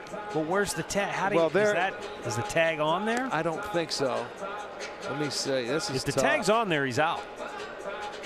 because the leg's in the air. It's not flat on the plate. Okay, then he might be out then if that tag is there. Now I thought it might have been there. Right. Where do you, as the video guy, where do you determine? Okay, that's contact. We have Well, a it's tag. close enough where Texas should challenge it, and if they lose, then it's no big deal because he's going to score. But it could save him a run with the challenge. That was awfully close, and it shouldn't have been that close because Kipnis smoked that ball up the center field wall. No way Zimmer should have been back there to tag up. Well, this is a huge play because it's either 1 out, a run in, and runners at second and third, or it's 2 outs, and you got runners at second and third. So that's and no run on the board. So that's a big. Boy, oh boy. That's not exactly. It's hard to say. And is that enough evidence to turn it? Blurry. I know. Is that enough evidence to overturn it? I don't know. It was called safe, so they're going to have to, prove that that tag beat Zimmer to the plate. I think you're going to be mad either way when this call goes. And the final decision. I'll tell you, like I say, the thing of it is, he's safe. There you go. It's tough to overturn that. So the call stands because I think at the end of the day, there's just no clear 100% proof. I agree. It was really close. But in turn, Kipnis smoked that ball, and he will give him the lead. So Jason with an RBI double, his 7th double, 7th run batted in. And now Jose Ramirez checks on the ball in the dirt.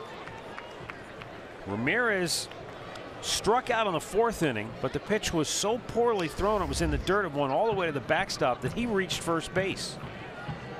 And then would ultimately score on an error by the second baseman when he dropped the force out at second. And Ramirez alertly just kept on running around third and came home to tie the game.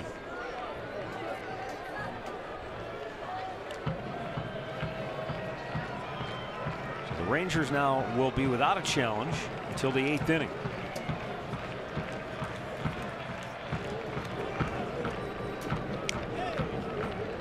The 1-1. But if you're in Texas's shoes, you've got to challenge that play. I mean, that could. Yeah. Oh no. That could have turned the game right Yeah, there. absolutely right. There's no question. You have to challenge that. I agree with you there. Now we'll see if the Indians can. But take I'll tell you full what, he advantage. made a base running mistake going back to second base. There's no way you go back to tag. That ball was smoked. He's got to have a better read on it than that. Rip just foul third base side. This is what you're talking about. Yeah, watch Lindor. He knew it was way over his head. What do you go back and tag for? You got to go, man. The way he can run, he could get back and tag if he's a third of the way there. It should not have been that close. 2-2. Oh, that time Chirinos with a good block. Did you see the jump Lindor had at third base? He was anticipating that. And these guys have been in the dirt. You mentioned how many times? 10 times, a dozen times they've been in the dirt. So you've got to expect that. And both guys, Bauer and Hamels, are not afraid to throw that pitch, even with runners on base. Right. They're putting it on the catcher. Hey, That's when they're throwing it. You got to block it. That's right. Lindor. Or excuse me, Ramirez punches at the left. Lindor tags. He's going to try to score. Now he slams on the brakes and goes back.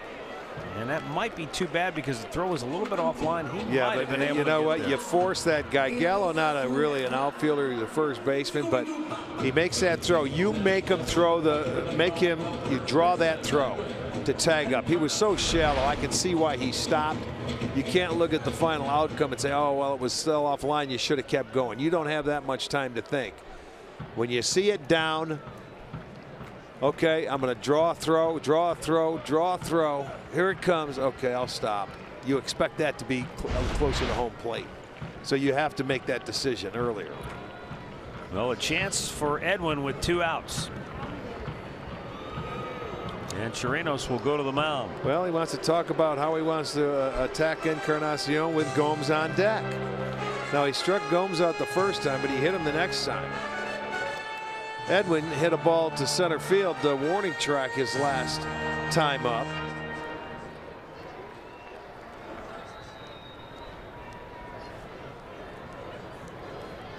Jose Leclerc getting up in the Ranger bullpen.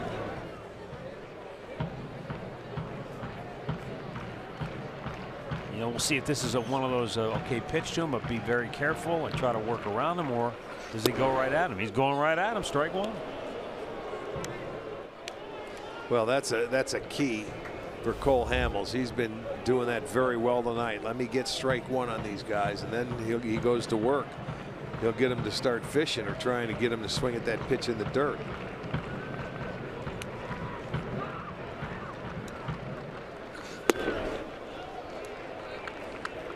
But Edwin facing him third time around, and certainly he's got a lot of history behind him facing Cole Hamels, so he has a pretty good idea of what he's looking for in this at bat. He's 5 for 18 coming into today with a home run. Yeah. 4 walks. Oh man, perfect pitch. 1 and 2. Boy, if ever a pitcher, you talk about needing to make a pitch in a situation, he just did. But did you see where his glove was? His glove was way off the dish to show him, and he still came in and hit the corner.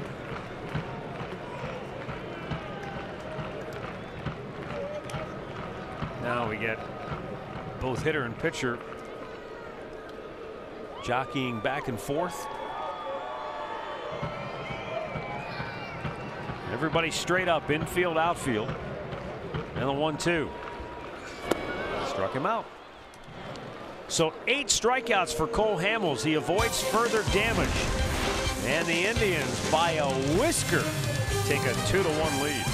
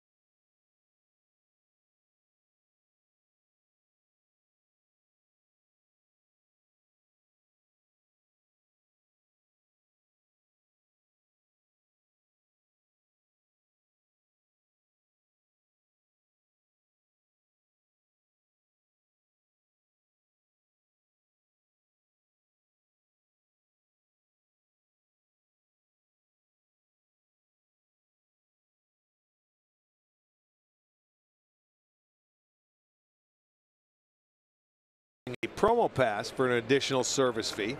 You'll receive your item no matter what time you arrive at the ballpark. Visit Indians.com for all the details.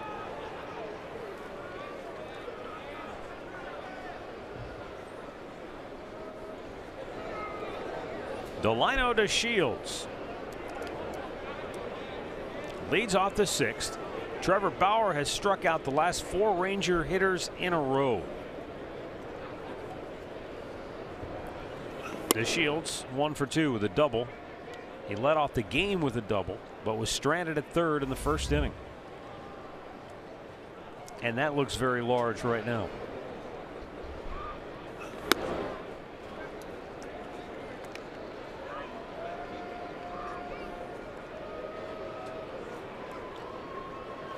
In fact, Texas has stranded 2 base runners at third base tonight. They got 1 home, but stranded 2 more. Indians have also stranded a couple of base runners at third base tonight. –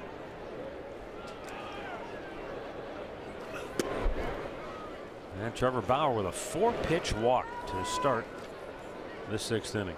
Mid-game summary brought to you by your local Toyota dealers. Joey Gallo's RBI groundout got the Rangers' only run home in the 4th. And this is it. Jose Ramirez coming home alertly on the error by the second baseman. Tied the game. And then Jason Kipnis with a ringing double to center field. Got Bradley Zimmer home with the go-ahead run.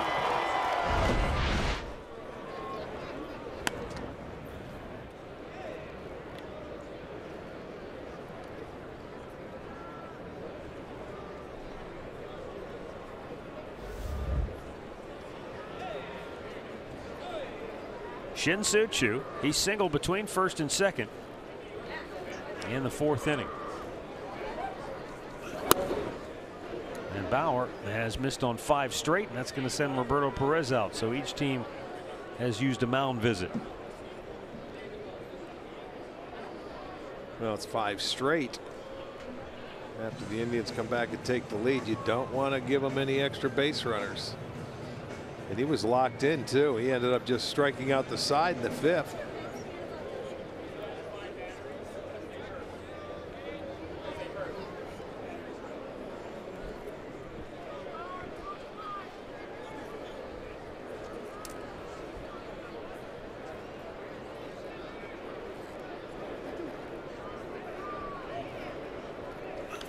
Out of play.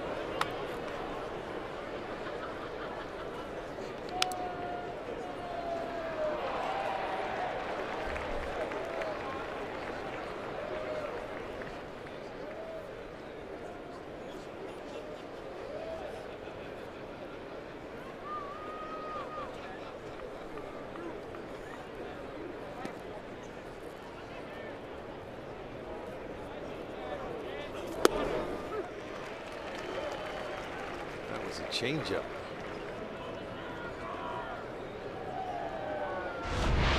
There it is. He likes to throw that to the left-handers, and it's a good pitch. So he gets ahead of Choo now. He'll just keep an eye over there on DeShields.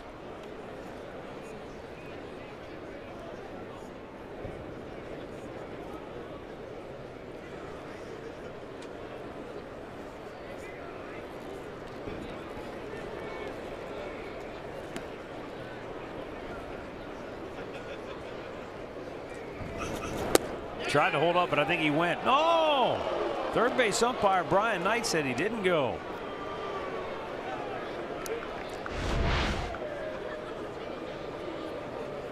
Ooh. That was close. They called it on him earlier in his first at bat. This one they did not.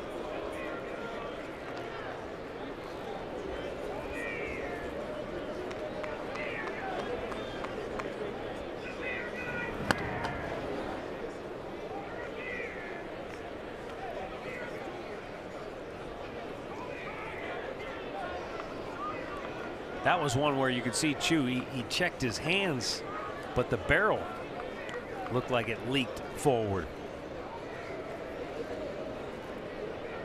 2-2. And he got him looking. 10 strikeouts for Trevor Bauer. And the last 5 outs have been recorded via the K. Well, again, he throws that 2-seam fastball that comes back and hits the inside corner, and it locks him up. And boy, that's been a beautiful pitch for him. He didn't have it early, but he has it now, and he has 10 strikeouts for the 10th time in his career. Yes, indeed.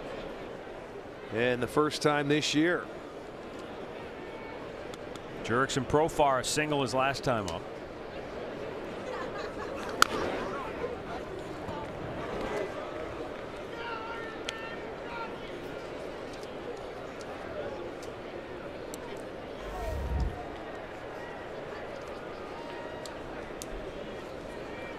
Bauer has pitched into the 6th inning now in 17 of his last 19 starts.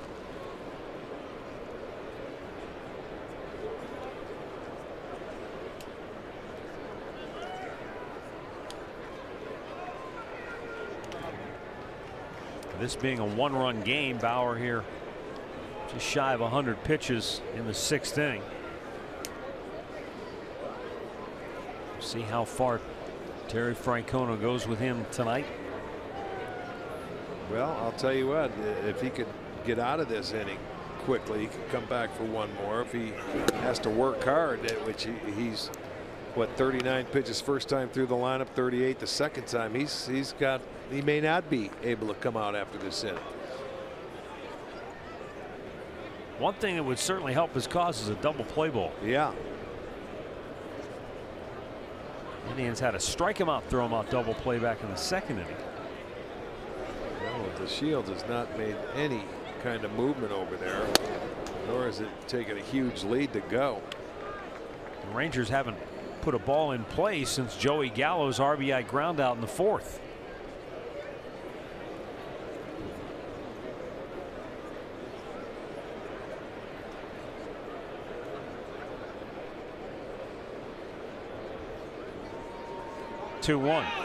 Runner was going, and it's bounced foul. Well, they're playing a little game right there. They started the runner, and then he, with the count in his favor, he took a swing at it. It wasn't a very good pitch.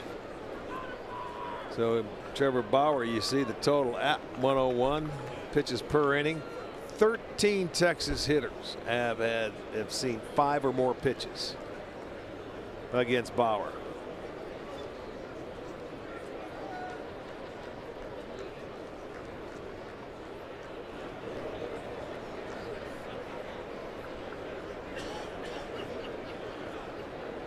The Shields draws a throw.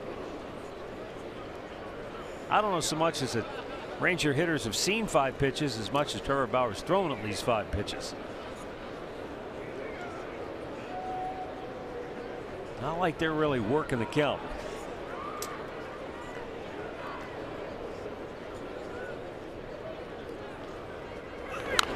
Fouls it off.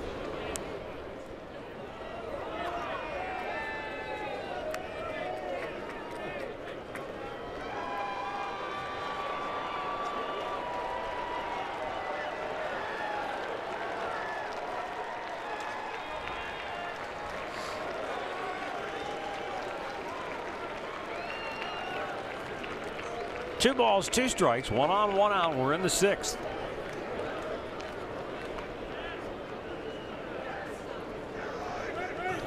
And another foul back.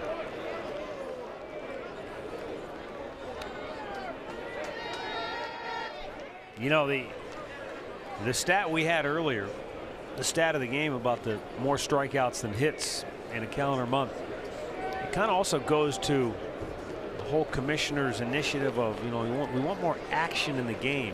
No You're kidding. getting less action. Yes, you are, because the guys are throwing harder. They want to hit homer. Yes, that's true. 2-2. You never hear that, though, do you? You're right. It is less action.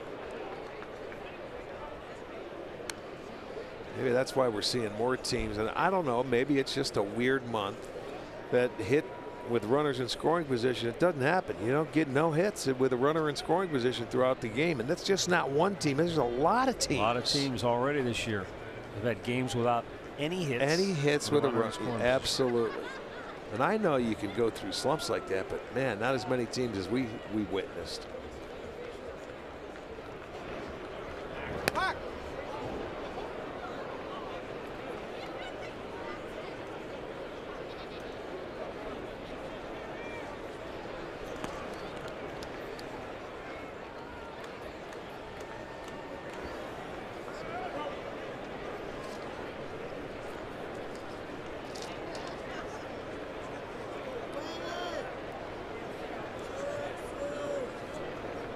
2-2 to first. Oh, Edwin throws to second, and it's not going to be a double play, but that was a heck of a job at first base to get the out, 2 down. Boy, he picked it, hit first base, and made the throw. That was a great play. You want to talk about reaction. That's all it was reaction. Watch him jump off the bag, and there it is. He picked it, tagged the bag, and made a pretty darn good throw to second base. The Shields just runs too hard, but they'll get the runner in scoring position. But a beautiful play. Saved a double going down the line of Bauer. Yeah, nice play, no doubt. No doubt. So this is just what we were talking about. That right there, that's tremendous action. That's a thrilling play. Chance for a double play. It doesn't happen, but it's really illustrates the grace and the excellence of the level of these players. But we went 10 minutes, Rick, on the clock. 10 minutes without a ball put in play. Okay.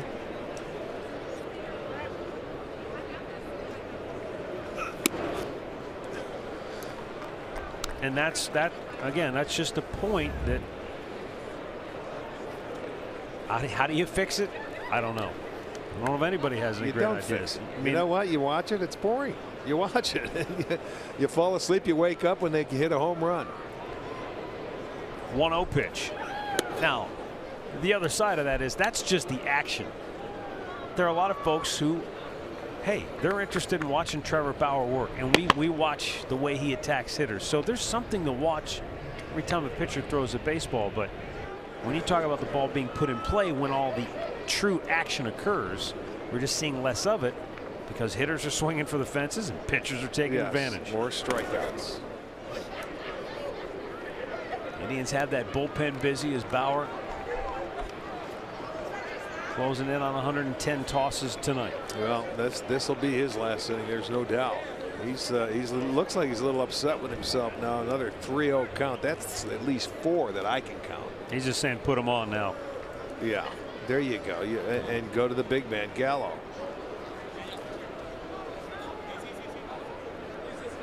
So Mazzara will be intentionally walked. And then Joey Gallo will bat with 2 on and 2 out. Gallo walked in the second and an RBI ground out in the fourth. For Texas will be left fielder Joey Gallo.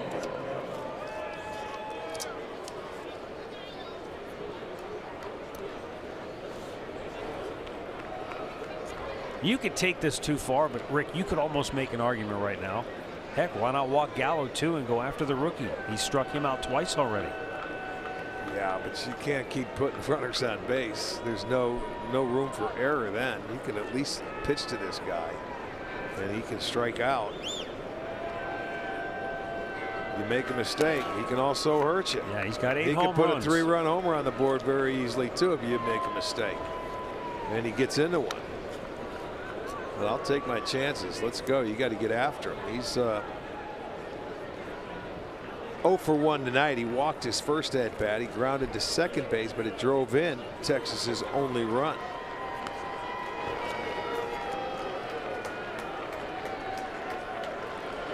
I mean, just look at the stride and the. He takes up almost the whole batter's box. He's at the back line, and that front foot is wide open, and he is. He's a big man. Look at I mean, he takes it all up.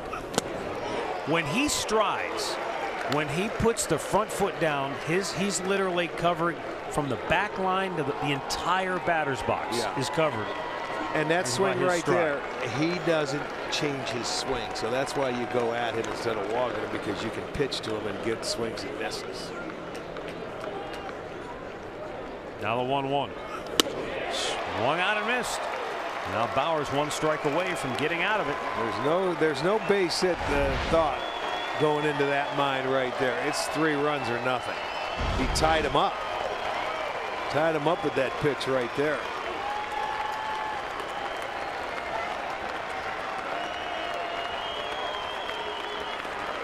Two on, 2 out, 1-2 pitch. Shields was dancing around at second. Well, nobody's holding him on, so he was going to take off. You know, Lindor's got to sneak in, but you know what? I mean, that is the tying run. You got to keep him somewhat close.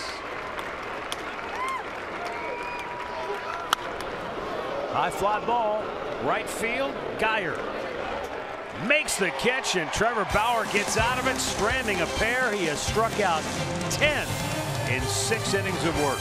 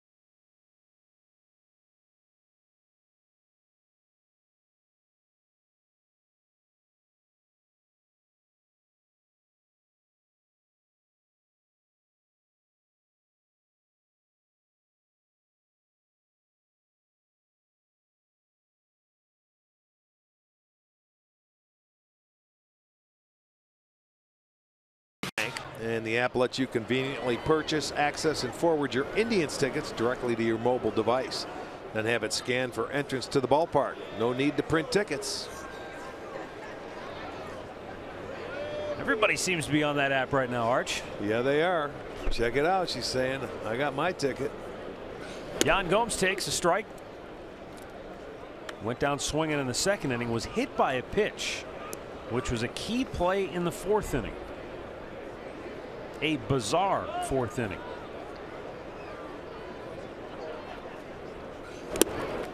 Jose Ramirez started that inning. He struck out, but the ball went to the backstop, so he reached on a wild pitch. After Encarnacion flied out, then Gomes got hit by a pitch, so he had first and second with one out. And Brandon Guyer grounded a ball to third base. The throw to second to force out Gomes was dropped by the second baseman Robinson, and when the ball rolled away from him, Ramirez came around from third and scored. Originally, the umpire ruled Gomes safe. The Rangers challenged it. He was ruled out, but the run had already scored.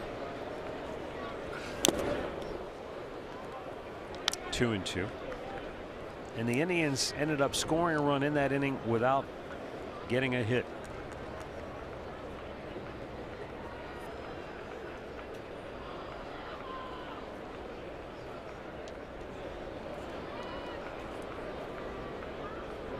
The 2-2. We got to talk to our boy Maver, though. The official score ruled that the run Hamels gave up in the fourth inning is an unearned run.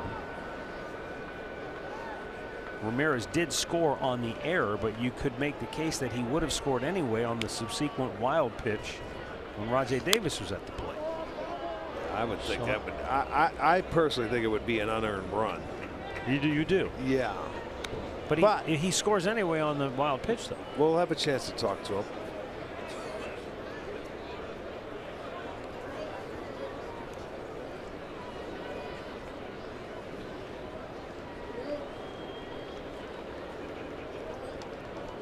And the 2-2. Gomes smacks one to left. And he stays pretty locked in at the plate right now. Yes, he does. Here's the weird inning if you weren't with us earlier. It starts with Ramirez. He swings and misses. Ball gets away. He reaches on the wild pitch. And then Gomes gets plunked. So now you got first and second. And now here's where the action starts. The throw to second. The call is safe because the ball gets away. Ramirez keeps on chug-a-lugging and he scores. And then the Rangers challenge it. He was ruled out at second. The force on Gomes was enforced, in fact, for out number 2. But then before Rajay Davis grounded out, there was another wild pitch in the inning. And then Raj ultimately grounded out to bring the curtain down on a bizarre inning.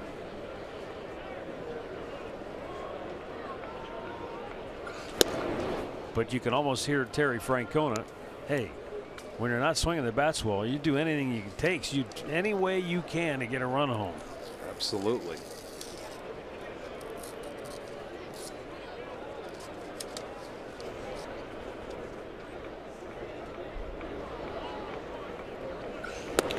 Guyer squared, took the pitch. 2-1.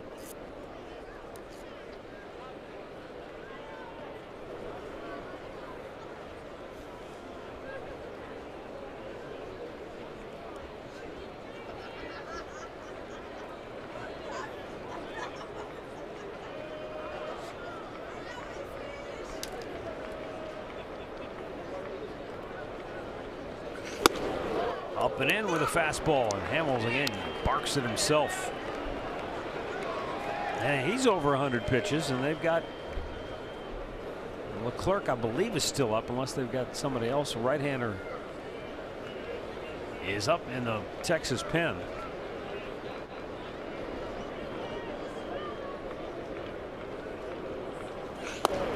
And Guyer draws a walk, so the first 2 have reached here in the 6th inning for Cleveland, and that's going to be it for Cole Hamels. Jeff Bannister is going to make the Cleveland Clinic call to the bullpen. And Jose Leclerc will be coming on as Cole Hamels goes 5 innings plus 2 batters. He gives up 4 hits, a couple of runs, strikes out 8. Once again, his offense could only put 1 on the board. So now Trevor Bauer's just been a little bit better. Well, a lot better in some regards. But we've got a timeout, 2-1 Cleveland here in the 6th.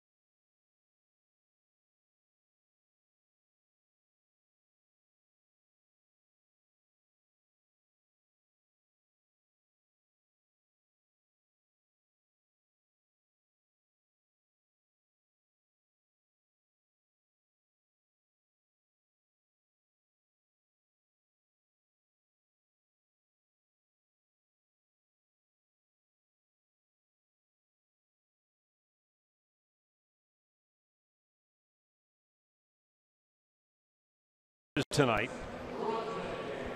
struck out 8, but leaves on the short end of a 2-1 score. One of those 2 runs unearned. And the new pitcher is Jose Leclerc, making his 6th appearance of the year. And he's on to face Rajai Davis with nobody out and the first 2 aboard. We'll see if Raj is going to try to lay one down here.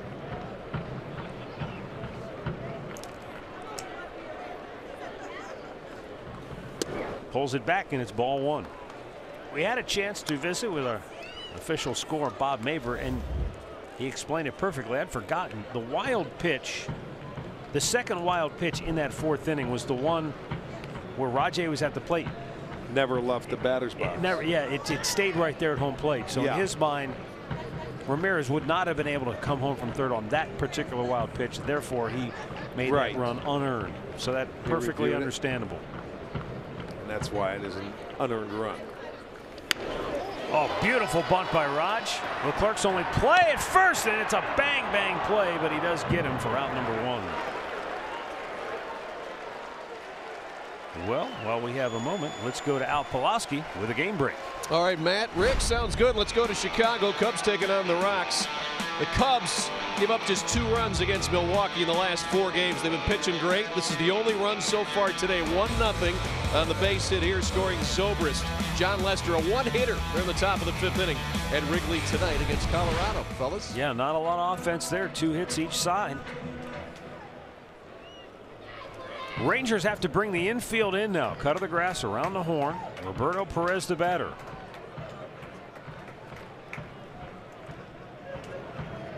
Roberto has batted already tonight with runners at 2nd and 3rd back in the 2nd inning, but there were 2 down in that instance.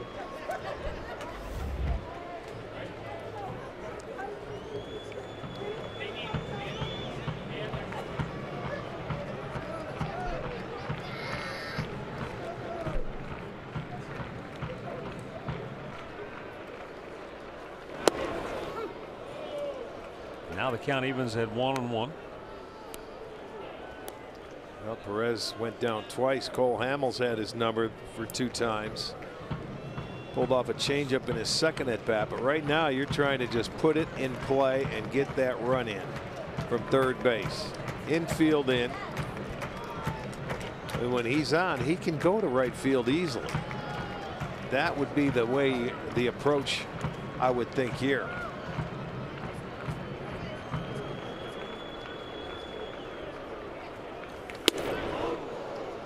'94. And he swings and misses. It's 1-2.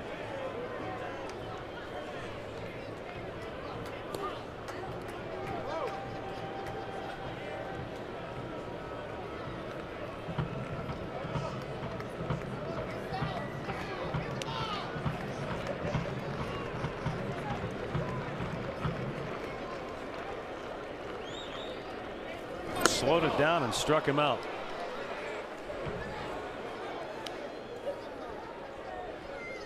Three straight. After ball one, 3 straight strikes.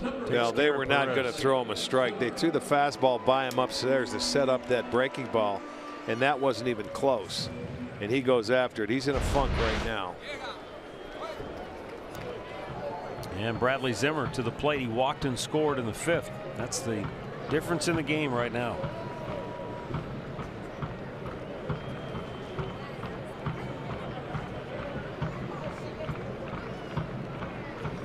Jason Kipnis delivering the Indians' only hit with a runner in scoring position tonight. And even that hit barely got the run home because Zimmer had gone back to tag up at second, and that was a bang bang play. He was called safe. The Rangers challenged it. It was too close to call. And the call ended up staying. I think if they called him out, they probably wouldn't have been able to overturn it that way either, just from the review or the video of it. I would agree. 1-1 to call. There's the count on Zimmer.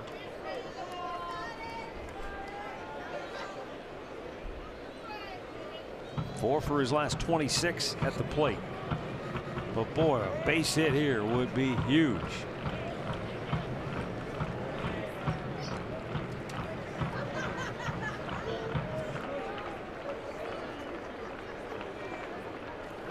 Down and in.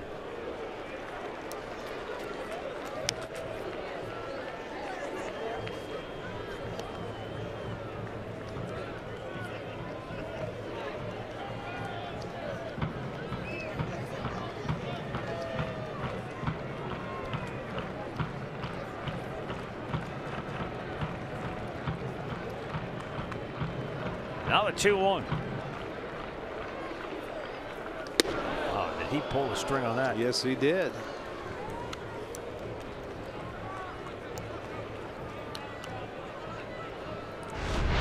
It's a good slider. And you can see he has enough of it off where he's fooled, he's out front. And once you start, you can't slow it down.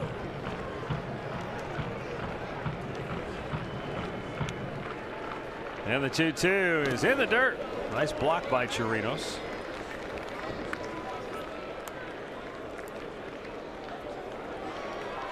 Jose Leclerc, 24 years old. Well, this is the guy he wants. It's a full count now. He doesn't want to walk Zimmer. This is the guy he wants to end this inning with, because you do not want Lindor coming up with bases loaded.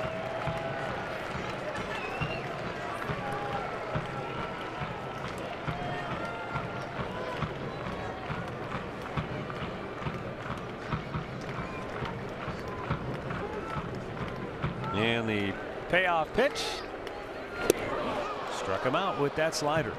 So the Indians strand 2 more in scoring position. 2-1 Tribe as we head to the 7th.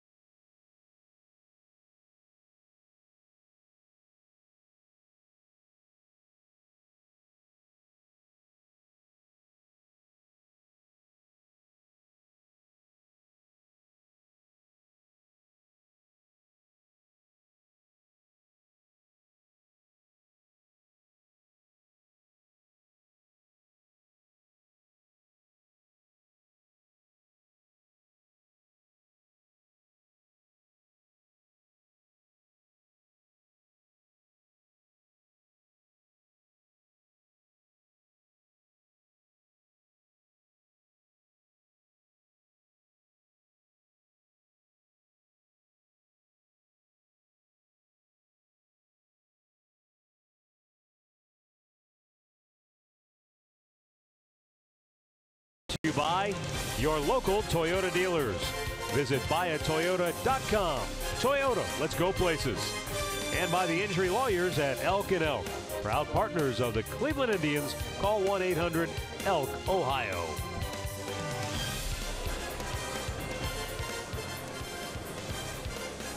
Beautiful night here in downtown Cleveland where the Indians lead the Rangers 2-1, 7th inning. Trevor Bauer already had 111 pitches and he's back out here. For maybe one hitter, I would guess, Matt. Double barrel action in the bullpen. Tyler Olson, the lefty. Dan Otero, the righty.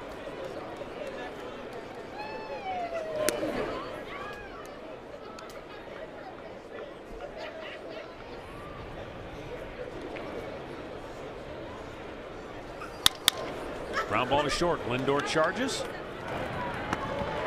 and throws out Isaiah Kiner for left out, 1 down.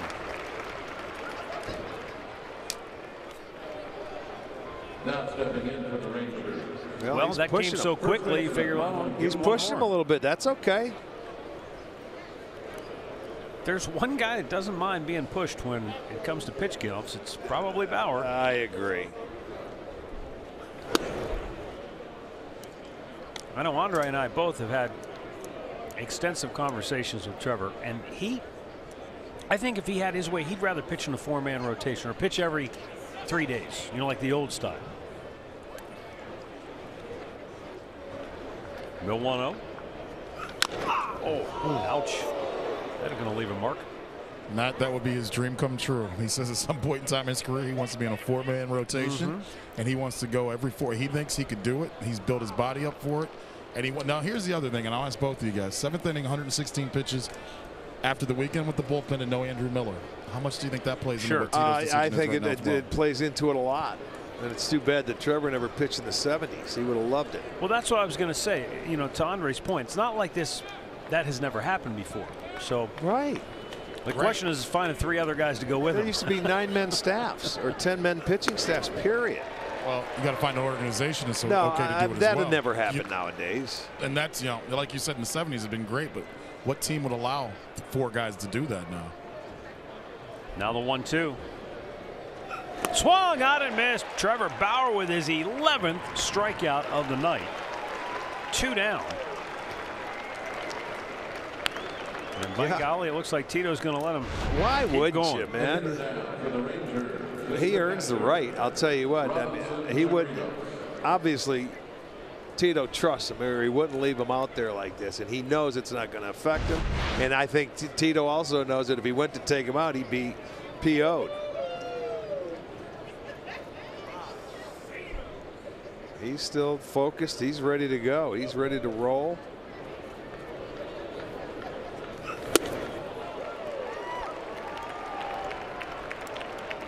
He was looking first pitch fastball, got it, and tried to tie the game up with 1 swing.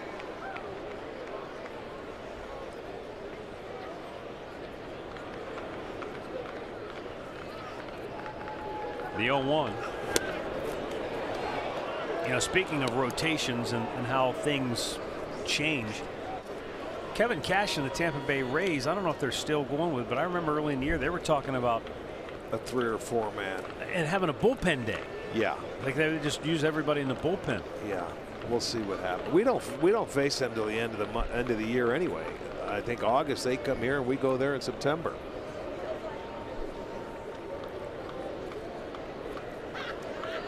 Now the 1-1. A little high to Chirinos. He has struck out twice here this evening. Well, so far Texas is 2-strike hitting tonight. They're 0 for 16 with 1 walk. Deep right. Back is Geyer, and it's gone. Yes, it is. And just like that, 1 swing of the bat, Robinson Chirinos has tied the game, and his last 9 hits have now all been for extra bases, 6 homers, 3 doubles. Well, you said you were talking about it. You said it earlier about the extra base hits, and he got the slider from Bauer, and he stayed on it. And boy, I mean, now it just didn't make right field. That one was out of here. Now Trevor's night will be over. 2-1 count. There's a slider away. It stayed up a little bit, and he hit it. He hit it a ton. So it gets Cole Hamels off the hook.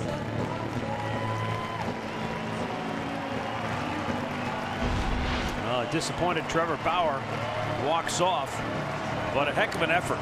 Struck out 11, and on a night when the Indians bullpen has been a little beleaguered of late, he gave Terry Francona and the Tribe a pretty good effort.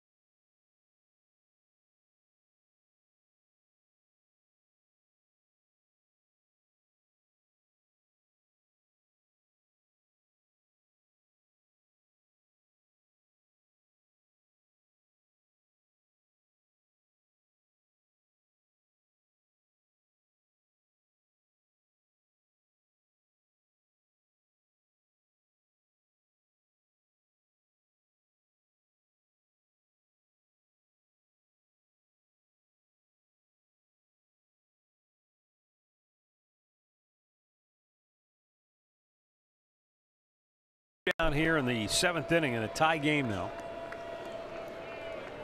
Tyler Olson.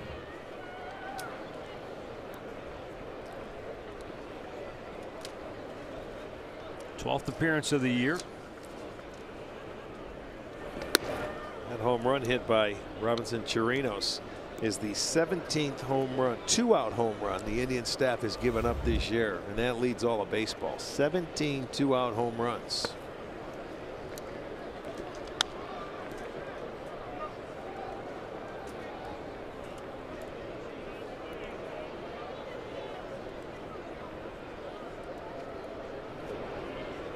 Two-0 pitch.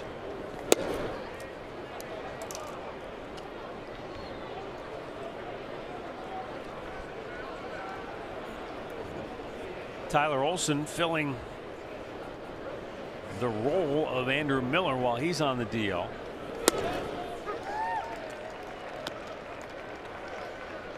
And Terry Francona believes that the Indians will have Andrew Miller back just as soon as that 10-day DL stint is over.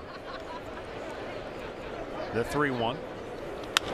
But he said in the meantime, you don't want to just burn out Olson by running him out there every time you have a left-handed situation. So adding Jeff Beliveau, who's had a couple of good outings in his first stint with the Indians, has been very helpful.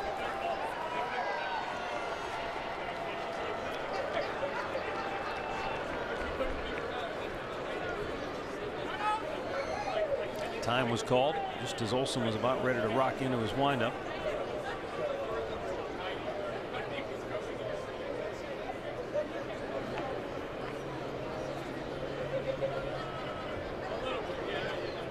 And the 3-2 locked him up. Tyler Olson does the job, strikes out Drew Robinson to end the inning. Stretch time in Cleveland. Brand new ball game, tied at 2.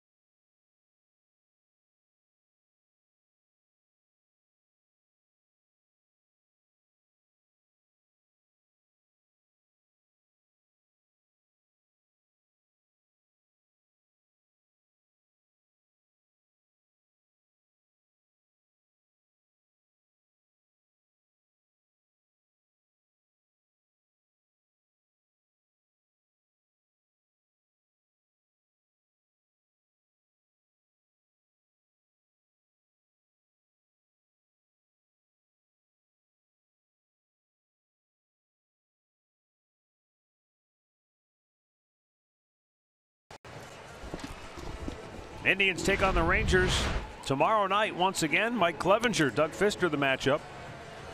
Our coverage begins with Indians Live at 5:30. Once again, first pitch just after 6 p.m. right here on Sports Time Ohio. We're streaming live on Fox Sports Go. Left-hander Alex Claudio is the new pitcher now for Texas. Left-hander.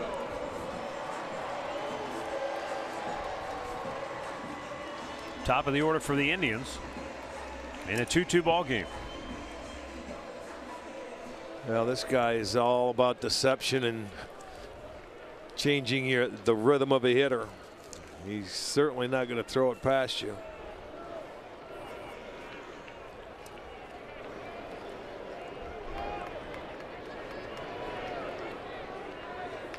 Lindor greets him with a base hit right up the middle. His second straight hit in the game.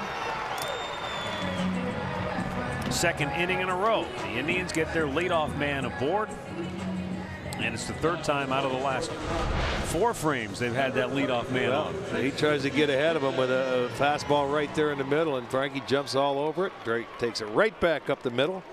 That's hit number 5 now. That was an 87-mile-an-hour fastball, and that's about tops.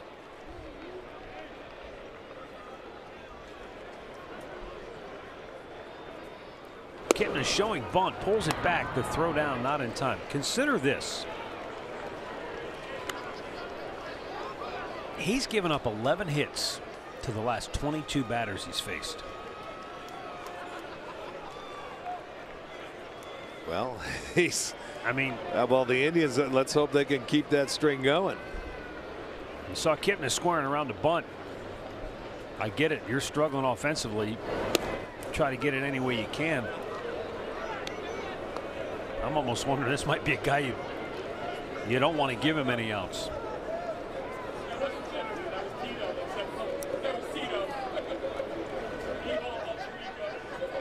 Jose Ramirez waiting on deck. Count now 1-1 on Kipnis.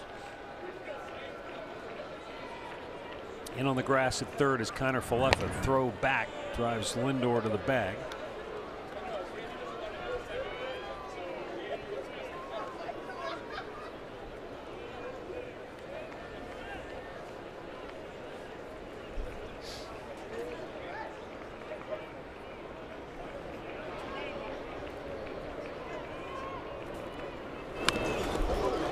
Almost hit him.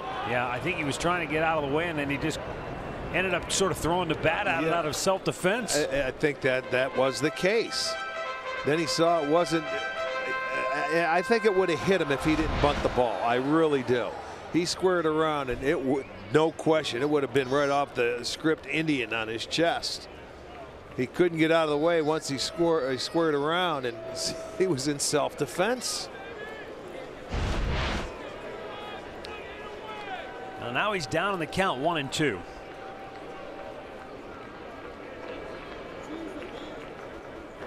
And he gets a base hit into right field. Lindor's going to turn and burn. He'll head to third.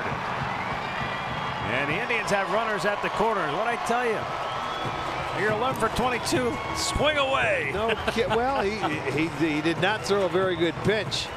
As a pitcher, Kipnis kept his hands back and hit a bullet to right field. Good job.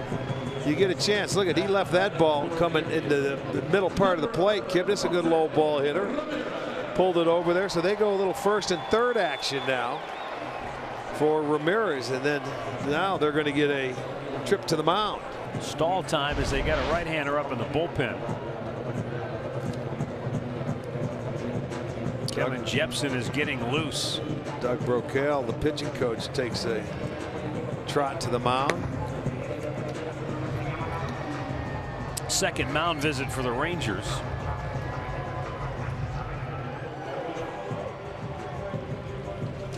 You got Jose Ramirez will be batting.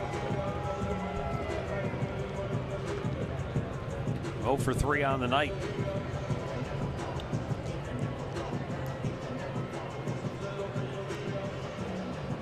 But a chance to put the Indians right back in front. Yeah, it happened quickly. Kip went from self-defense to getting a base knock. First and third. So the inning is set up.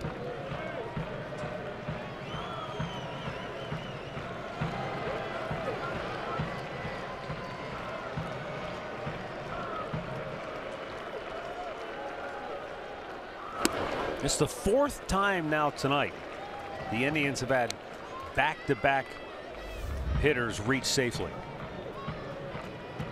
Happened in the 2nd inning, again in the 5th, when they actually had 3 straight reach. 6th, and now here in the 7th. Ramirez rifles it into left field, and the Indians regain the lead. Lindor scores. Jose Ramirez with his 15th RBI on the year. Well, patience and staying back on this guy. He's not going to throw it past you. You don't have to worry about that. Looked like he tried to throw a changeup there, and Jose just finds the hole between short and third. Didn't try to do too much with it.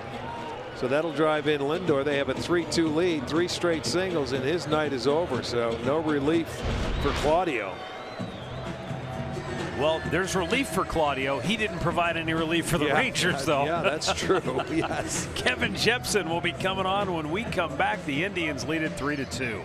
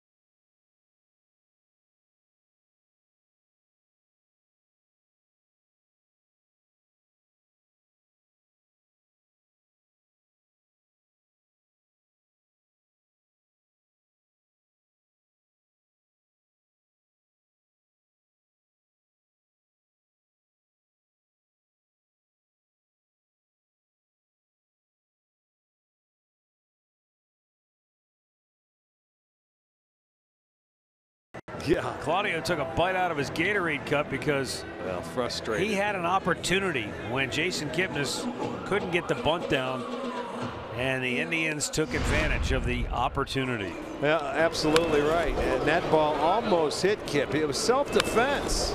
Had to get out of the way. He was luckier. He would have been hit. He comes back and he makes a mistake with the breaking ball. And Kip stays back and lined it into right field. And you're right. That's the frustration right there. He was on to get that left-hander.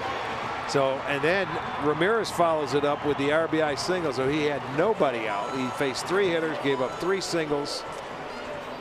And the Indians retake the lead and will try and add on now. Kevin Jepsen has given up runs in 2 of the last 3 games he's pitched in. He's given up a couple of home runs. He already has 3 relief losses on the year. Okay. So Edwin Encarnacion 0 for 3 on the night steps in.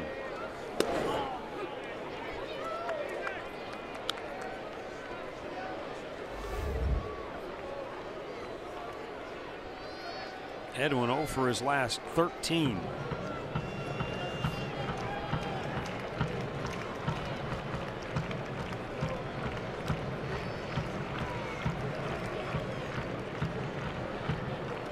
Oh man, what a job by Chirinos. You get a ball that bounces that far out in front of the plate, you just don't know where it's going to go. Boy, both catchers have had their work cut out for them tonight. This one, I don't even know if it was a 55-footer. That barely made it to the dirt. It almost hit the grass. Needed a cutoff man, huh?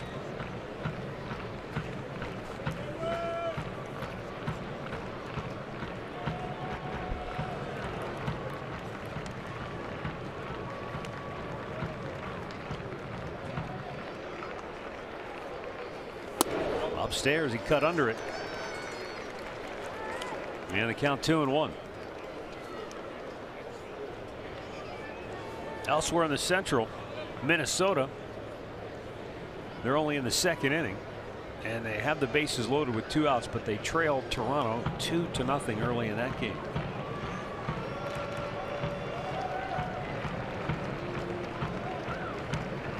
Royals trail the Red Sox 6-5 at Fenway in the 4th.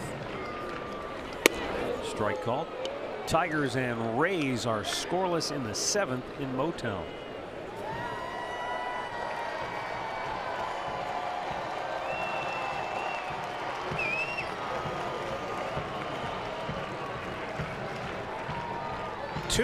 Nobody out. 2-ball, 2-strike count for Edwin Encarnacion. Yan Gomes waiting on deck.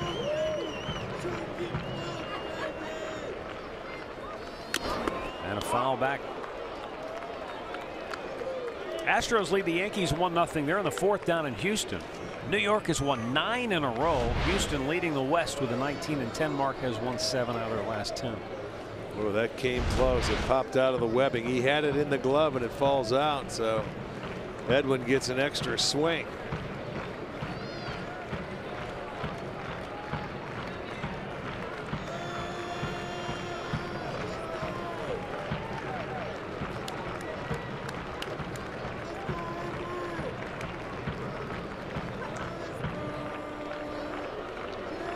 Two.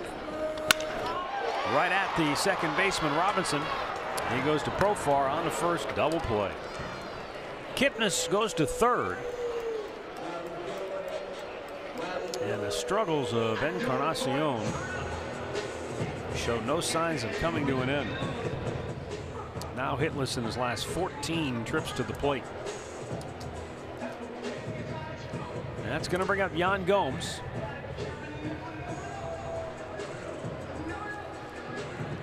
Who singled his last time up.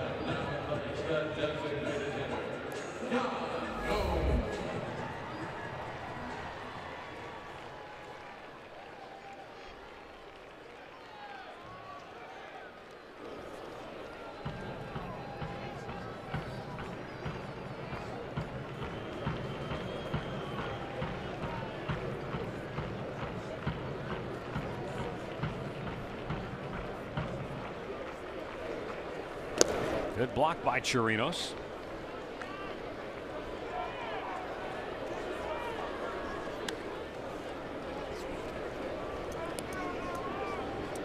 Yan Gomes. Hit by a pitch in the 4th. And a solid line drive single in the left field.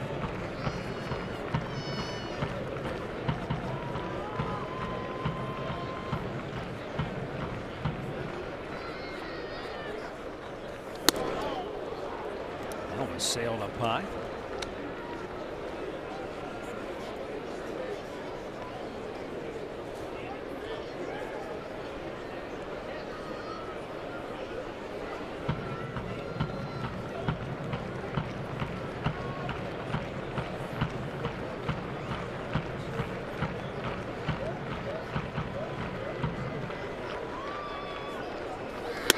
Up and away.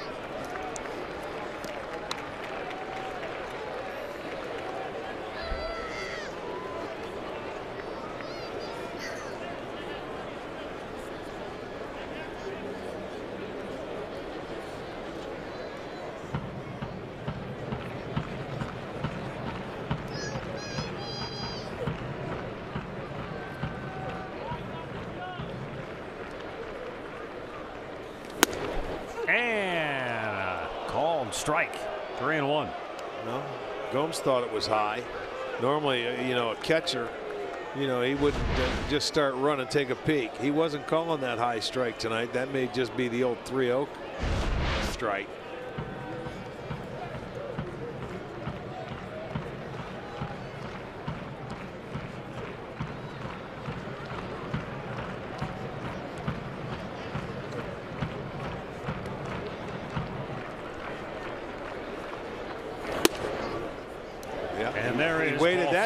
That's the same pitch, wasn't it? Well, except it was a breaking ball, but it looked like it was about the same spot. You know, so call one, call the other one. Let's see. Look at that. What was the difference? Really wasn't, was it? That looked. I looked better than the other location. Yeah, it did. Because it was a breaking ball. All right, we're going to get a pinch hitter, Michael Brantley, coming to the plate now for Brandon Geyer. Geyer walked twice tonight.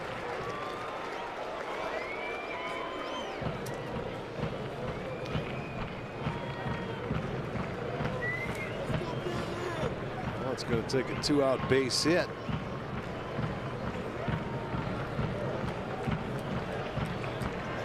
Trying to get that extra run home.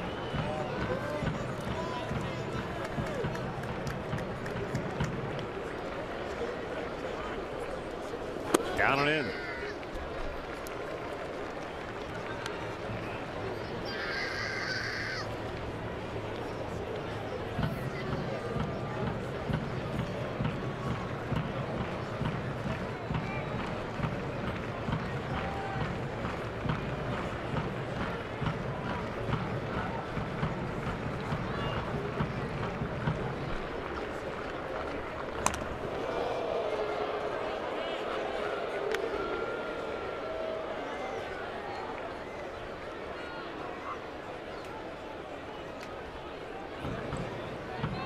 In his career, Michael Brantley is a .474 hitter as a pinch hitter. Doesn't do it a lot. He's had 19 career at-bats as a pinch hitter. Smashed to first, and only a dynamite play by Guzman kept Brantley from extending the lead and delivering another big pinch hit. The Indians do regain the lead. Jose Ramirez with an RBI knock, 3-2 Tribe.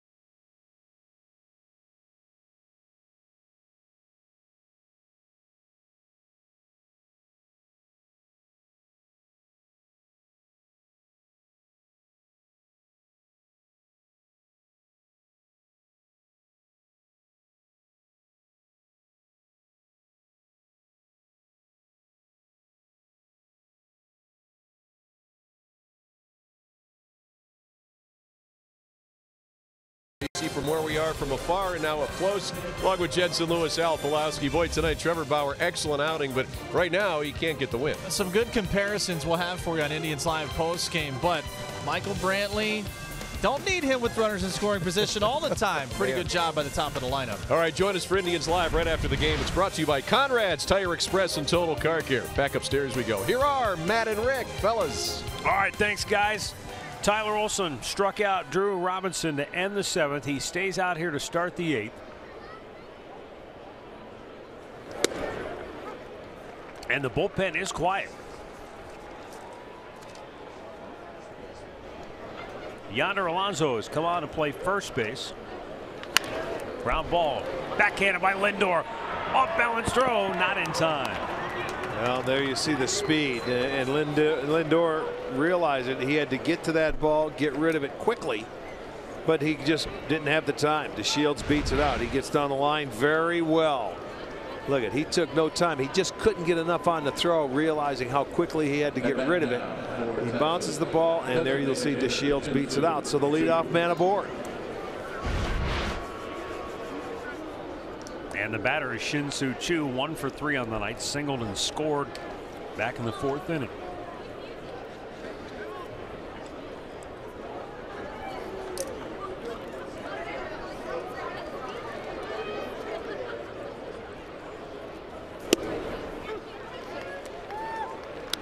Rangers scored a run in the 4th and a run in the 7th, and both times the Indians immediately answered back to match those runs by Texas. The Indians run in the 5th gives them 3 on the night. They have a 1-run advantage now here in the 8th inning, as the bullpen will try to hold it down. Choo fouls it back.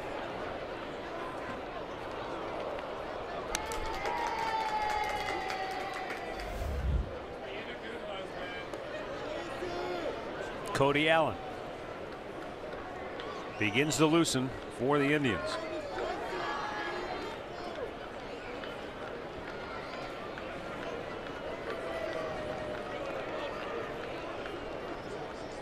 The 0-2 reached for it.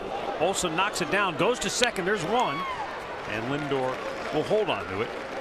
1 away. Go down to Andre. We've mentioned the Andrew Miller situation and the Indians trying to piece together their bullpen with him out.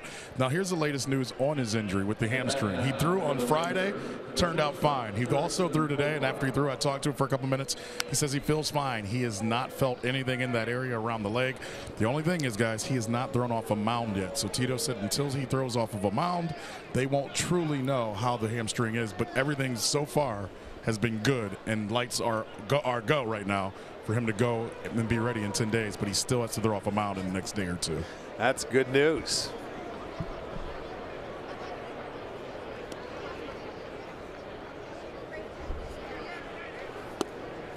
Tito said he wouldn't be surprised if Andrew Miller, has a bullpen session, has a side session, and he is ready to go as soon as that 10-day period is up. Now, hey, anything can happen, but that's certainly very encouraging. The 1-0. What was wrong with that? Well, Perez is talking to him right now. He's looking to the side, and he's got something to say. That's right down the middle of the plate. Yeah, well, he's having a talk with Jerry right now.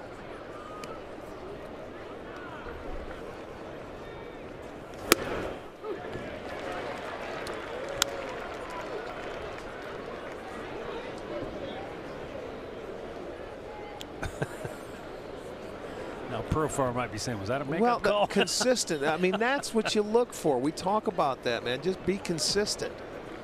Here's the 2-1. Pulls it foul.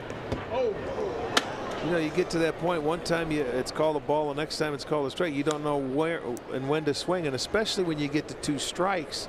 Now if I'm a hitter, I would expand it. I would swing because I'm not going to leave it into the hands of the umpire.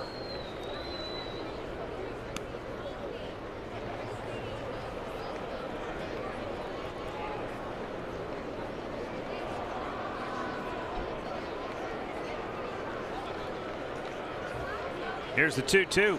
Good changeup. Did he go? He did not. And the runner Choo gets to second base on the ball as it bounced free from Perez. Yeah, heads up play. Choo was paying attention over there. They wanted to check and see if it was a strike. They'll check, and then Choo was off and running. There's another ball into the dirt. We have seen a boatload from both sides tonight. Ball's into the dirt. Choo goes down to second base, and that's the tying run.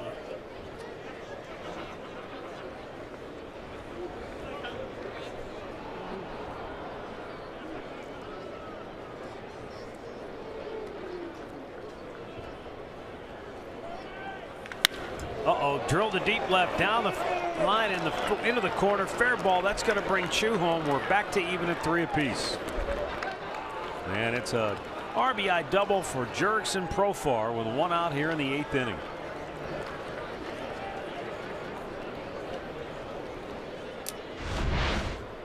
Here you go. Breaking ball. And that was middle of the plate there. 74 miles an hour. He stayed back, lined it into left field, so he trades places with Chu. They come right back and tie the score. Still just 1 out, so the wild pitch paid dividends, getting Chu into scoring position.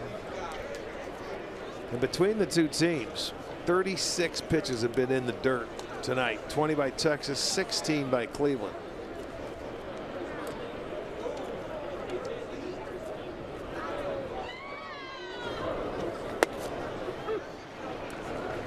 Tyler Olson pitched an inning yesterday. Got the final out of the 7th, back out here for the 8th.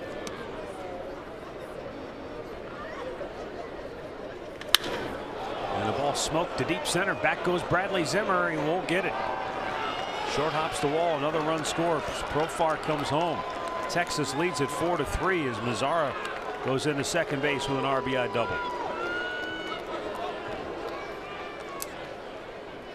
Well, back comes Texas. Boy, they're able to get to Olson. There was a fastball that he left up, and he drilled it to straightaway center over the head of Zimmer.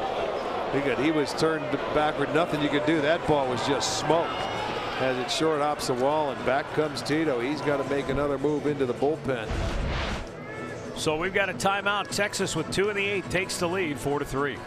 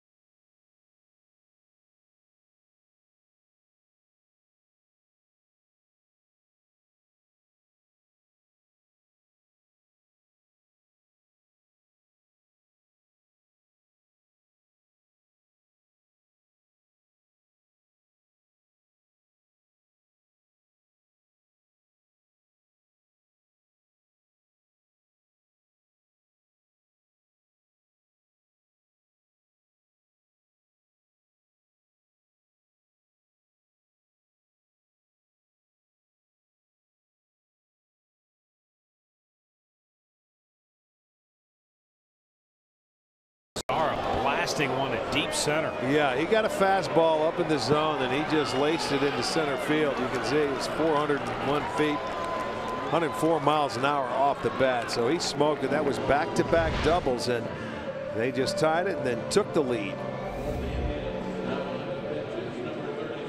Cody Allen's 12th appearance of the year. And he comes on with Mazzara in scoring position, only 1 out. Yeah, the one thing Trevor Bauer was able to do, he held the Rangers. They were 0 for 6 with runners in scoring position. And Olson, they were 2 for 2, so they took advantage.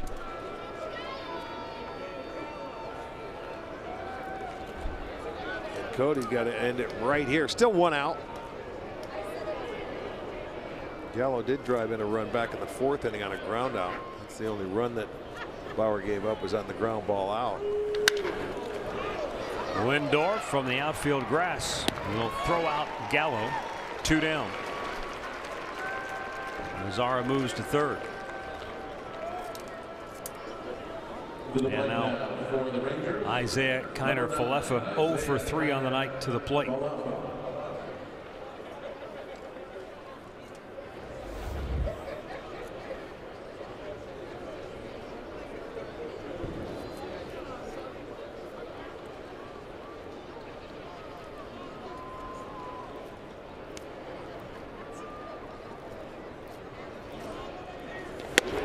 Missed outside.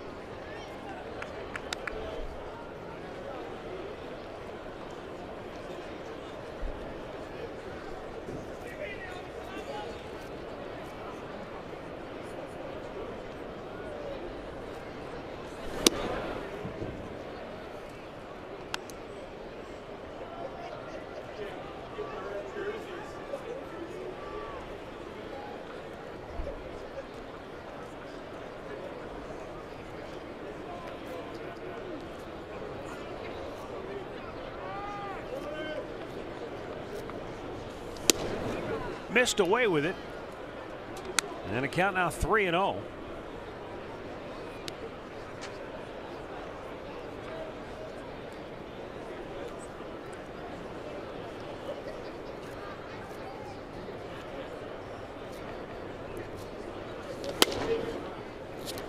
And Cody misses with 4. 2 on, 2 out. And Ronald Guzman. The batter is the first baseman for the Rangers. Coming up tonight on Building the Browns, find out how and why the Browns came to their draft day decisions and what it means for the future. Following Indians live on Sports Time Ohio and streaming on Fox Sports Go.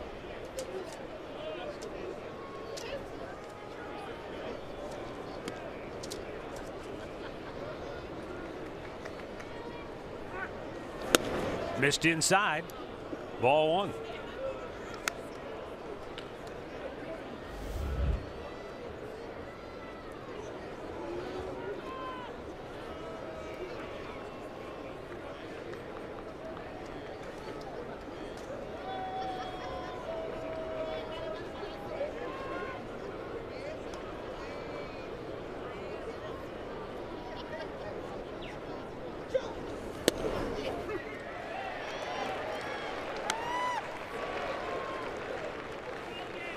Ronald Guzman has struck out all 3 times tonight.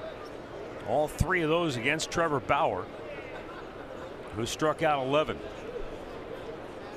But left after yielding a home run to Robinson Chirinos that tied the game at that moment in the 7th inning at 2-0. And on a 1-1 pitch, Guzman gets drilled, and now the bases are loaded.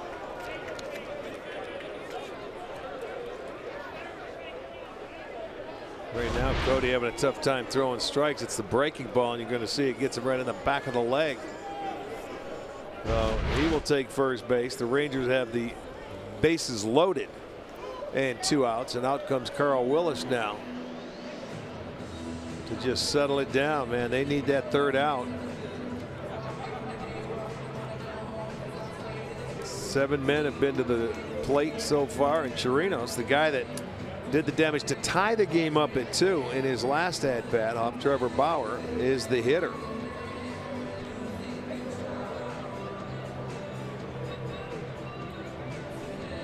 All right, so Carl Willis has his say. Cody will go back to work, and he's got the catcher Robinson Chirinos with the bases loaded and 2 down. Indians down a run. Hits even now at 7 apiece.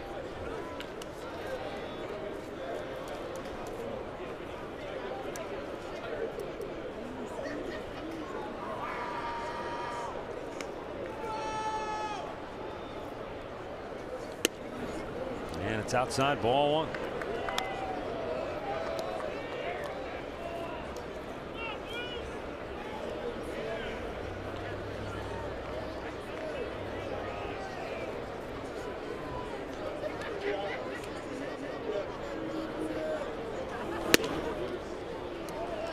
Trying to get a feel. It's been 3 straight curveballs. The one that hit Guzman, and then the first 2 pitches here, he just doesn't have a feel for it yet.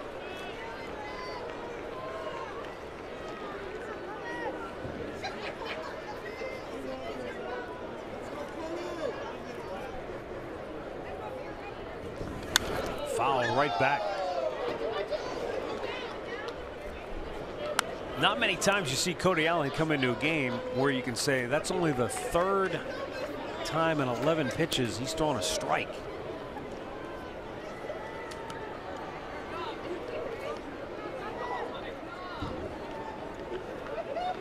Bases loaded, 2 down. Dealing with some command issues here and trying to navigate his way out of this mess and keep it a 1-run game now.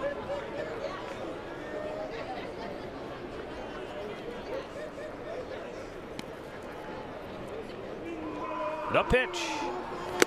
Threw it by him. When in doubt, go back to old reliable. Absolutely. Locate that fastball. Curveball's not working. Well, back into the count now at 2-2.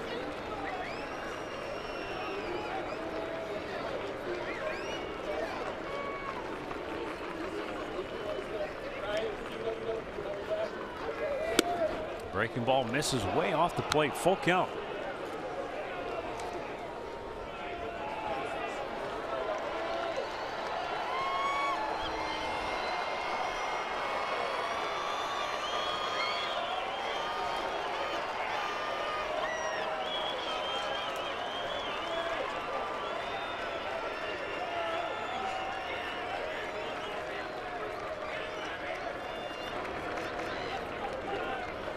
Everybody moves. The payoff pitch. In the air right field. Naquin puts it away. Rangers leave him loaded, but they get 2 in the 8th to come from behind and take the lead 4-3.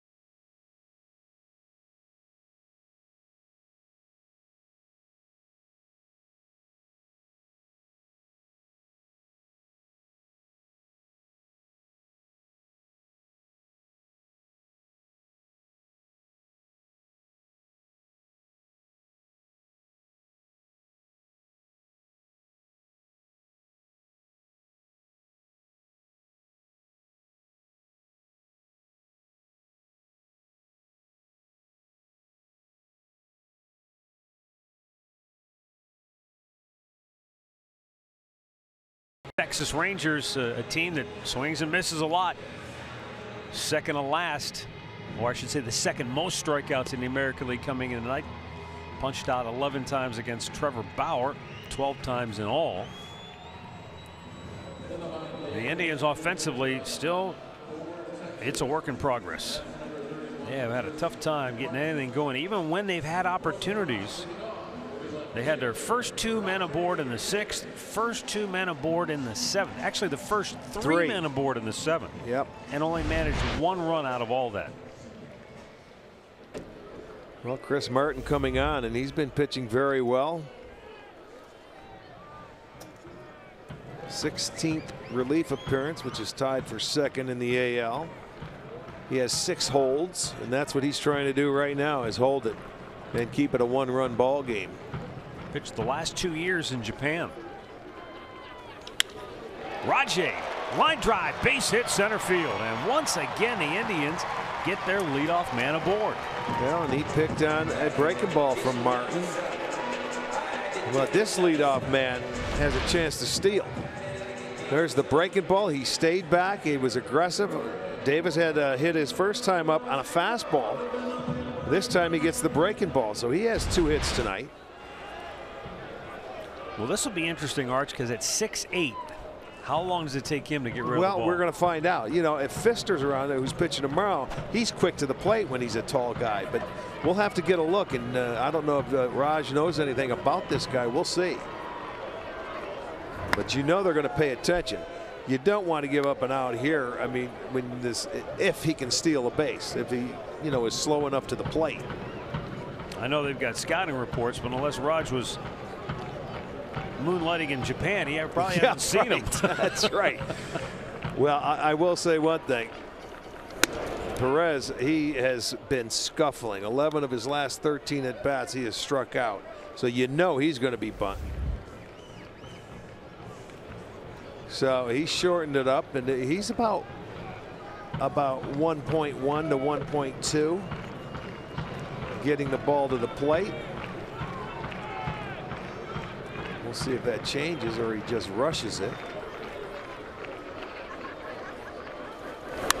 Bunts it straight up in the air. Boy, 1 down. Boy, oh boy, what a night.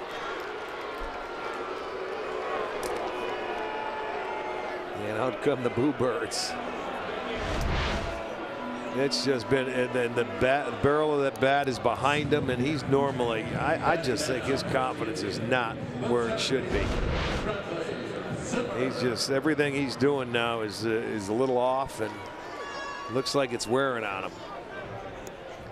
Well, it's up to Bradley Zimmer. Or we'll see if Raj maybe takes matters into his own hand here.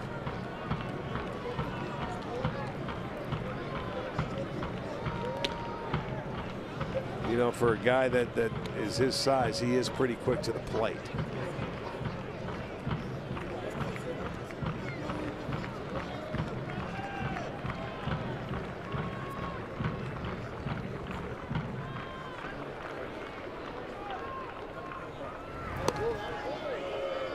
You know, you talk about confidence, and Rajay has stolen 4 out of 5 on the year, so they only caught him once, and so that part of his game, even though offensively he came in over his last 18. And the time they caught him, he was safe.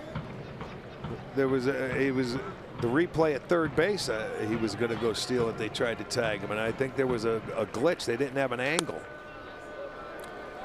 That's a great point. You're right. It was in Baltimore. He was safe. Right. It was 9th inning. But they didn't get the replay angle in the home clubhouse in time to. Exactly. Right. That's the only time he's been caught. Point is, he's got great confidence when it comes to stealing bases. Yes, he does. He's one of the best. That's his craft, and he knows it well. That was close. And they are paying a lot of attention because they know. That just gets his juices flowing, though. That gets his juices flowing, but what it does, it takes a little concentration off that guy that's sitting in the batter's box. Maybe he can make a mistake. Uh-oh. Man, that was close as well. Luckily, that time the throw was a little off target.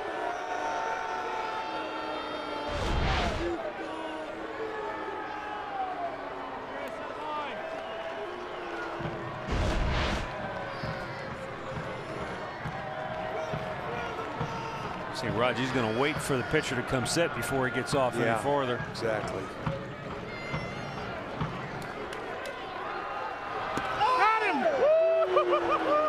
You can hear the Rangers players hooting and hollering down there near the microphones. They thought they had him. Well, it's 6 throws over there now to keep him close. And I'll tell you what, they're doing their job. They're continuing to throw over there. Look at all the dirt. You got a pile. First base is going to be under.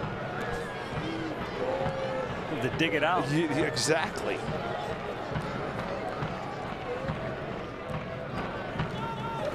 Zimmer can't catch up to the high heat. 1-1.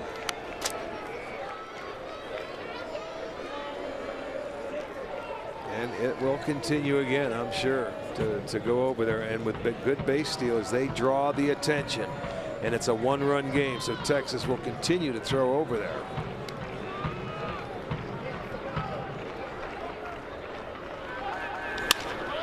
Fouled on the left side.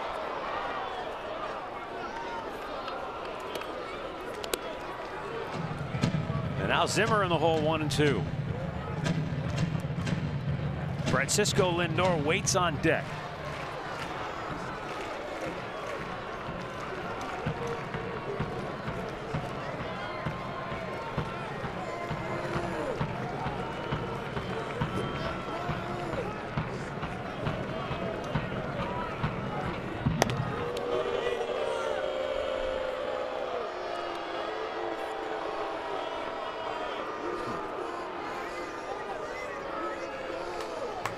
Martin's thrown 6 pitches in the inning, and he's thrown to first base 7 times already. Yeah. I wonder if they have a pitch to count on that.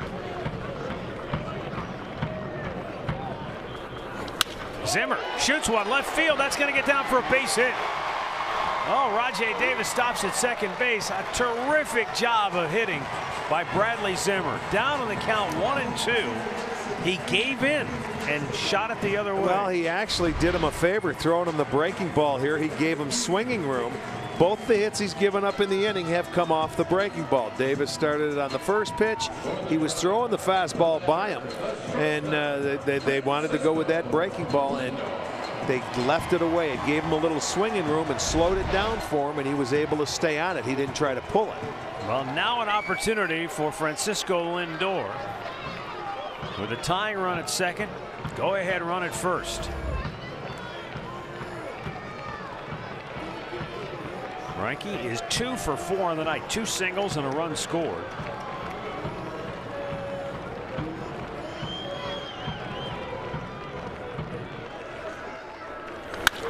Ripped foul on the right side. I'll tell you, he's been, you know, we talk about the Indians' struggles with runners in scoring position. He's 6 for 18 in that category. So he's done a pretty good job of hitting in the clutch. Well, and you look at his 7th inning or later, he is a clutch hitter, and he tried to come back with another breaking ball, and it was hit hard again.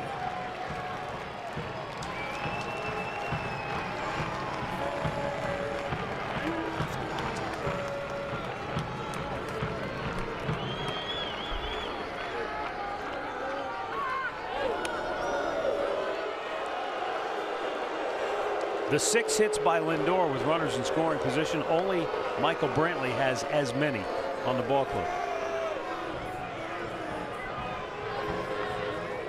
Well, now's the time. You probably have your 2 fastest guys on the base. Find a gap. He scored 2.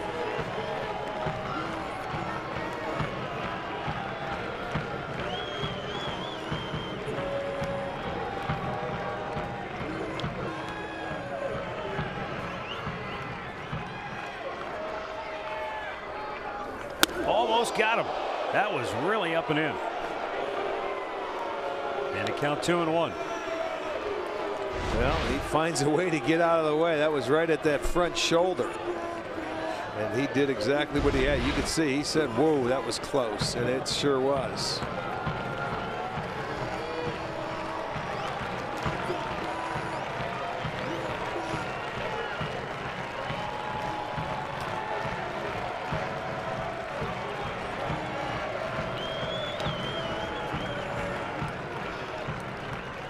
Rajai breaks for third, pitches high, and no throw.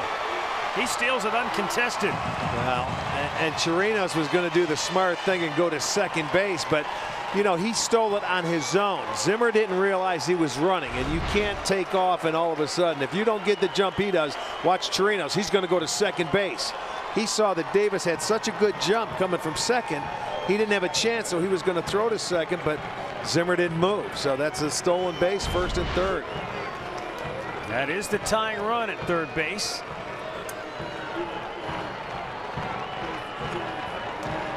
And Rajai digging in, looking for a ball in the dirt, anything right now. 2-1.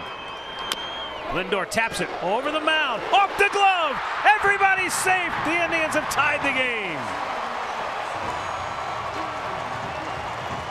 Lindor's third straight hit of the evening. Well, and how big is that stolen base? Gets him 90 feet away, and he just gets the ball. It looked like it hit off the plate. And Martin tried to catch it. If he catches it cleanly, he may have to backhanded shovel pass to get him, but the run was going to score either way. So the Indians come right back. They tie it back up. Every time the Rangers have scored in this game, the Indians have answered right back.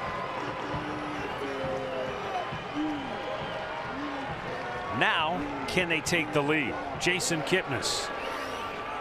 Ooh, he had a move. And Kip has 2 straight hits. He doubled in a run in the 5th. He singled in the 7th.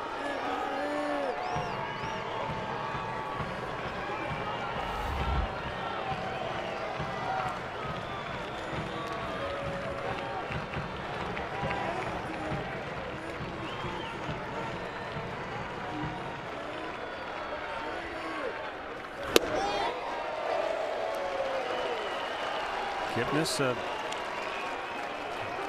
he's well aware of the offensive struggles so far this year. Not happy about it, but he also understands you can't sit around and pout or hang your head. You got to go out and continue to believe in the work you're putting in, and it's going to pay off.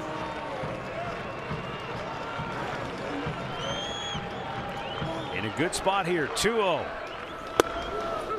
Catches the outside corner.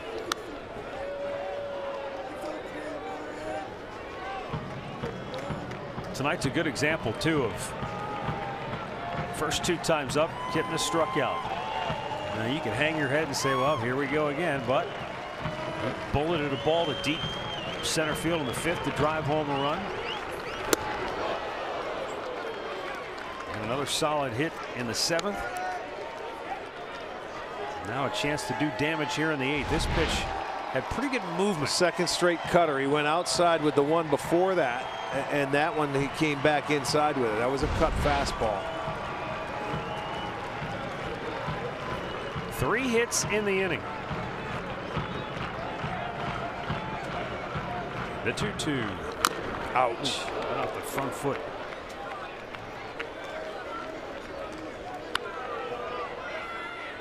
That's why you got that leg protection. Hit right off that shin guard.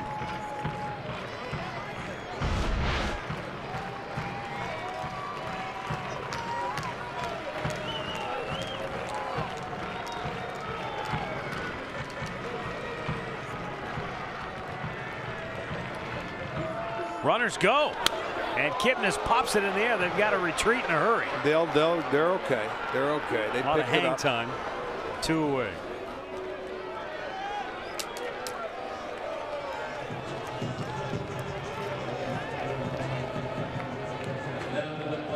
Now Jose Ramirez. Ramirez drove in a run in the 7th inning with a single to left. Little conference on the mound now. Going over the scouting report to make sure what they want to do to Jose Ramirez. So we'll see if Jose can get out. He had an RBI single his last at bat. Rangers are down to 2 mound visits now.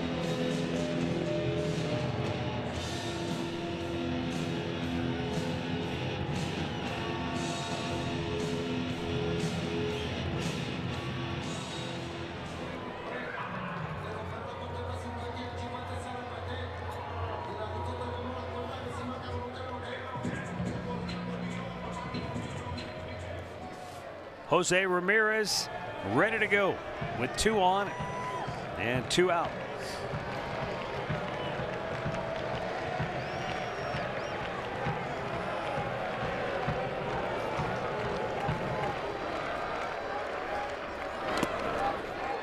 Bounced in there.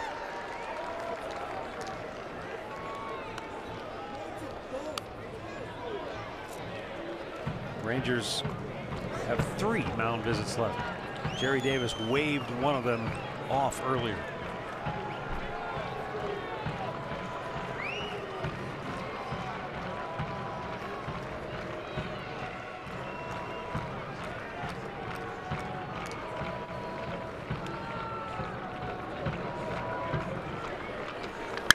Deep right field. Mazzara back. it is off the top of the fence. Zimmer scores the go-ahead run. Lindor around third, holds there. Jose Ramirez delivering with 2 out on the bottom of the 8th inning. His 5th double of the season. And now 16 runs batted in on the year as the Indians go ahead 5-4. And now the Texas training staff coming out to take a look at Chris Martin. That's another breaking ball. All 4 hits in this inning have come off breaking balls from Martin, and that one just missed getting out of the ballpark, just under that yellow line, or that would have been a 3-run homer there. But it goes as a double. They come right back. They score another run. They retake the lead 5-4. And boy, this game is going crazy. And this guy's coming out of the ball game because Bannister's already pointed to the bullpen.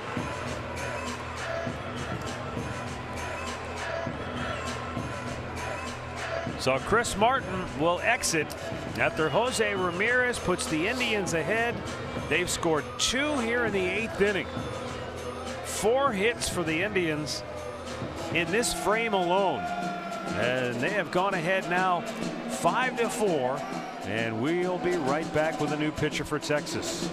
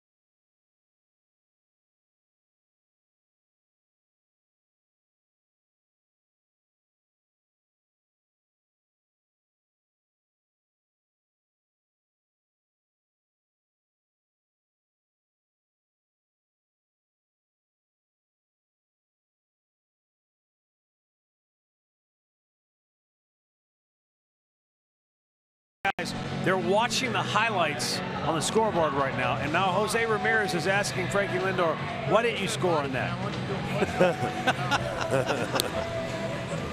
He came off the field, he was yelling at Lindor. I mean, it's all good-natured, I think. You never know with Jose.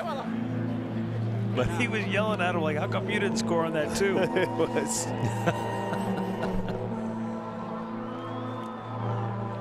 All right, here's the 4 pitches that he gives up hits on in the inning. It's the first pitch, and Davis hits the breaking ball for a base hit. Next, he slows it down for Zimmer, who kept his hands back. It was a very nice job of hitting with 2 strikes.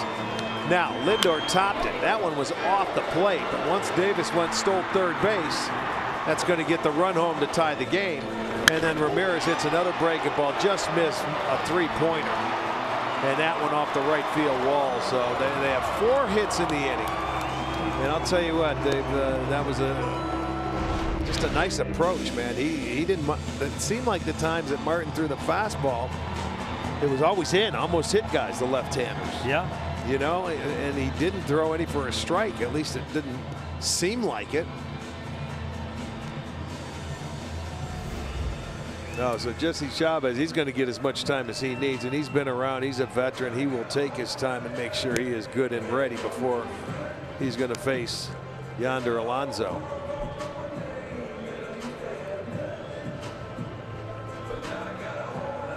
As you said, Jesse Chavez has been around. He was originally a 42nd round draft pick of the Rangers back in 2002. How about that? Yeah, I think he's been with Toronto, with Oakland, with Texas. He's been a lot of different places.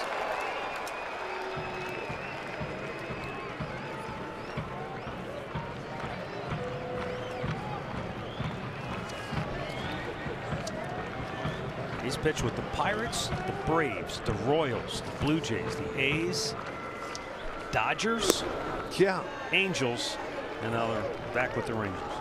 Even though he didn't get to the big leagues with Texas originally. But my goodness, yeah, what a...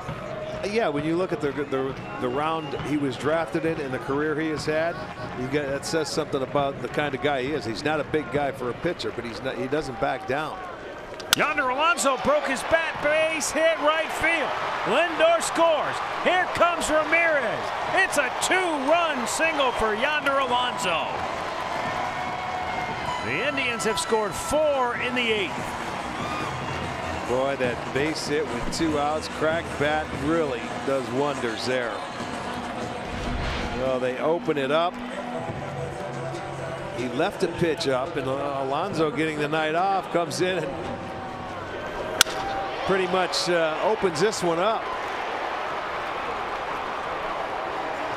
Both Lindor, Ramirez score. 4 runs in the inning, 5 hits.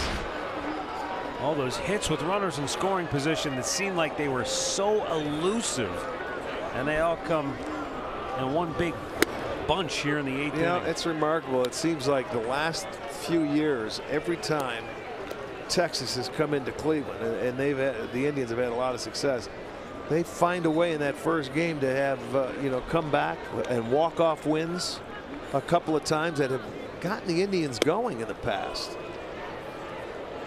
And again tonight, they battled back. They retook the lead, but the Indians have had an answer every time Texas scored.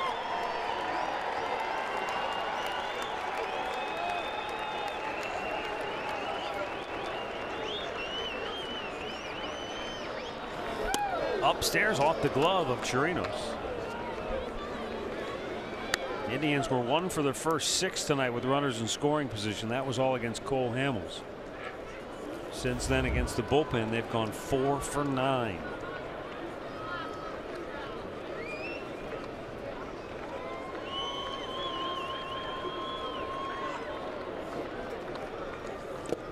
In the dirt.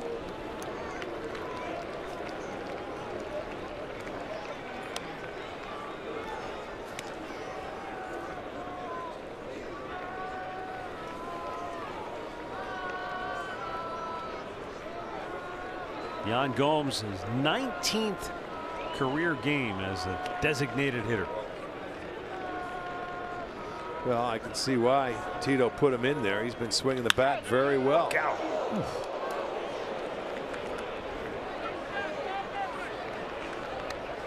You know, this is the first time this year that both guys were in the ball game. Perez catching, of course, Trevor Bauer today, but Gomes is the DH, and Encarnacion played first base. Alonso getting a night off, and he comes up and still finds a way to drive in a couple of runs. Swing and a miss. That'll end the inning. But what an inning for the Tribe. They break it loose here. Run on the base is hard. Couple of clutch hits. 4 runs and home in the 8th, and the Indians lead it 7-4.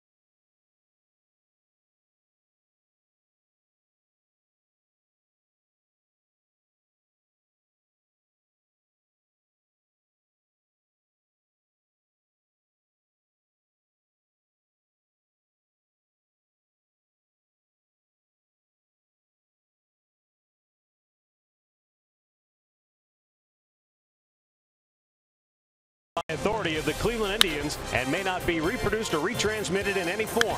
And the accounts and descriptions of this game may not be disseminated without the express written consent of the Cleveland Indians.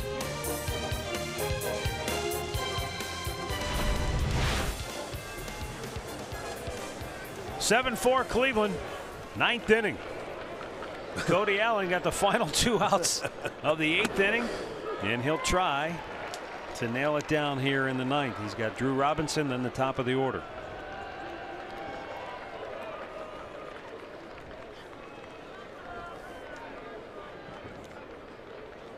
Not something that Terry Francona wants to make a habit out of, but Cody Allen is a guy who has experience with multi-inning saves, so you're not asking him to do something that he's never done before. Well, we're in the midst of 18 games at 17 days, and the bullpen, the starters are, they got hit pretty good, and the bullpen's been getting rocked. So he tried to push Trevor Bauer a little bit today. He's doing things that normally wouldn't happen, but you have to do what you have to do to get a win. And right now, if it's Allen going out there for 4 or 5 outs, you do it. He actually came in when they were losing by a run. He's going to be the winning pitcher if they hold on.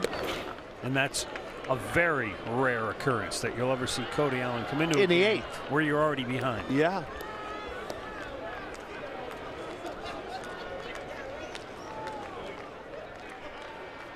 But they have had an answer for the Texas scoring. They'd score in the top half, and they come right back and score in the bottom half.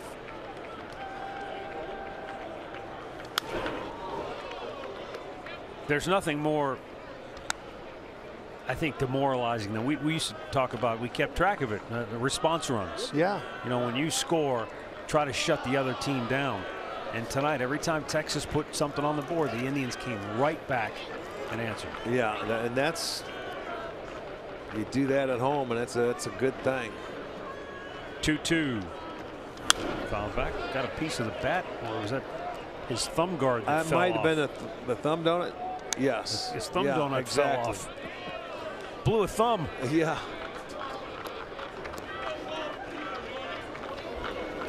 Call Dunkin' Donuts, get another one.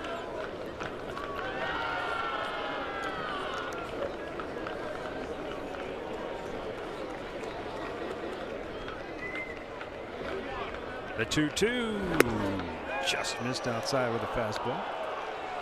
Not close enough to get him to chase. And Drew Robinson is a guy who will chase. He has struck out 24 times in his last 38 at bats.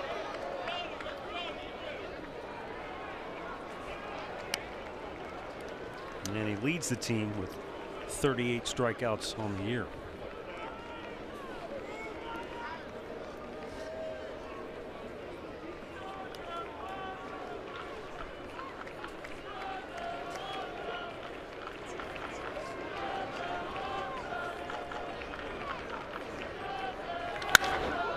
Drilled deep right and off the wall. And Naquin with a terrific throw to the cutoff man, and that'll keep Robinson right there at first base. A long single. That ball was smoked.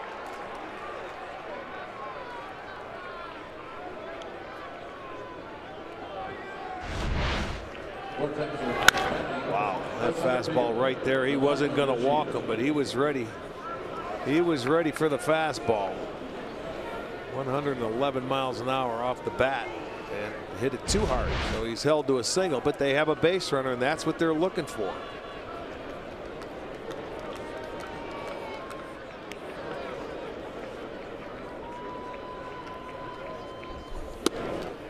Delano to Shields takes a strike.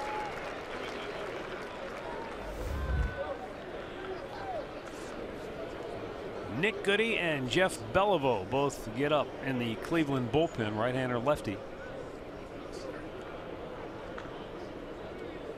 The 0-1.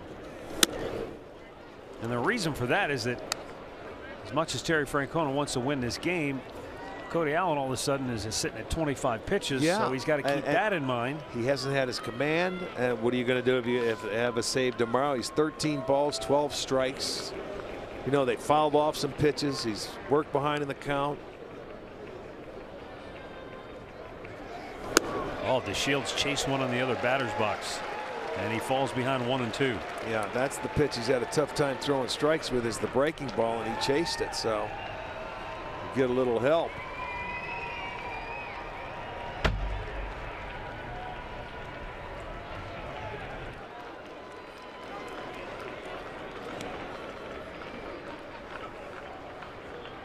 Now the 1-2.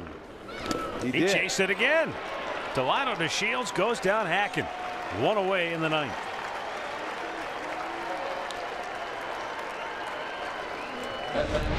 For the Rangers, the designated hitter, Shin-Soo Choo. There you'll see that spike curve going into the dirt, but he couldn't hold up.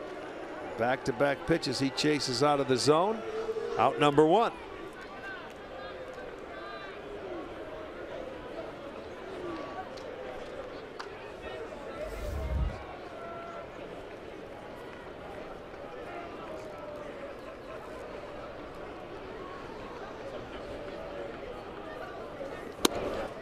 Shin-Soo Choo, 1 for 3 on the night. He singled and scored in the 4th. Hit into a fielder's choice, but came around to score in the 8th inning when the Texas Rangers scored 2 to take the lead at that time, 4-3. Downstairs. And it's 2-0.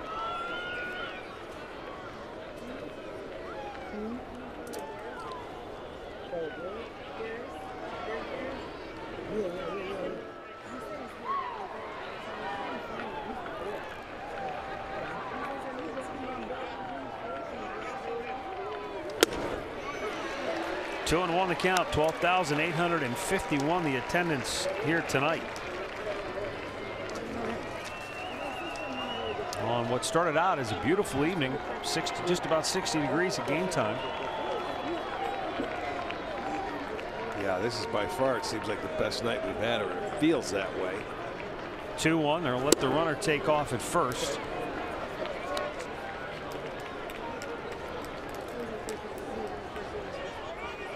But now it's 3-1 on Shin-Soo Choo.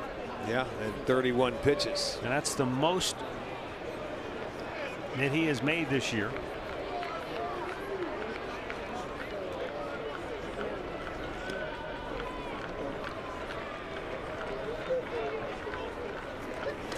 Back out of play.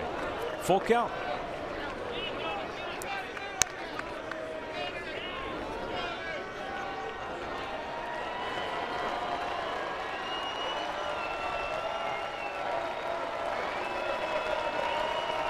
And he's now equaled the highest number of pitches he made in any appearance last year at 32. So yeah, he's in sort of that territory where Tito's got to, and he and Carl Willis are over there trying to weigh the pros and cons of how far do you let him go here. Payoff pitch. And that's ball 4. Well, now you got the tying run coming to the plate, you do. and it's the big hitters of the Ranger lineup: Profar, Mazzara, Gallo, all in succession. I mean, you keep him in here and you hope he can settle it and find a way to get the next 2 outs, and may not be available tomorrow if that's the case. You got to figure now at over 30 pitches, he's probably out of the mix for tomorrow. So you're probably saying let's stay with him and try to grind his. Well, he's your closer. That's right.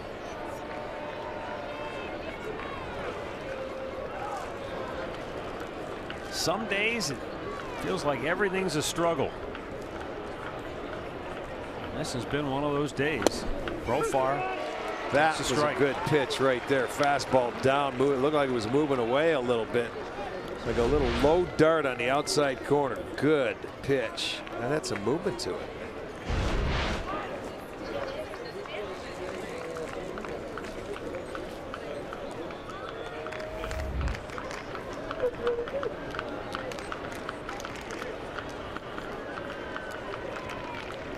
Now the 0-1. Fouled right back.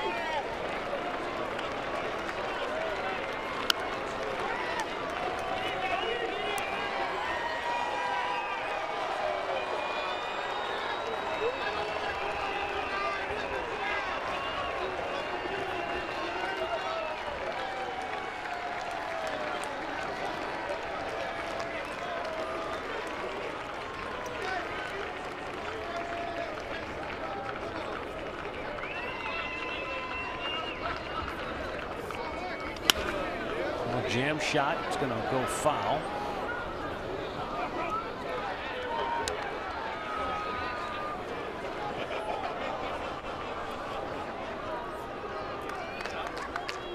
Cody Allen came on in the 8th inning and faced 4 batters. Walked a batter, hit a batter, with a ground out and a fly out. And now here in the 9th, he's given up a hit, struck out a batter, walked Chu. He's got Profar down 0-2.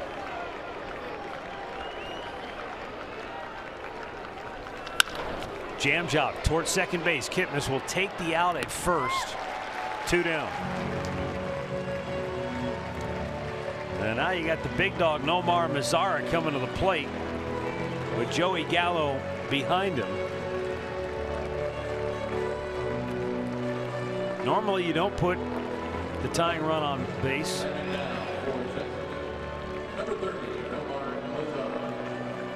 But with the base open, Cody can be somewhat careful with Mazara.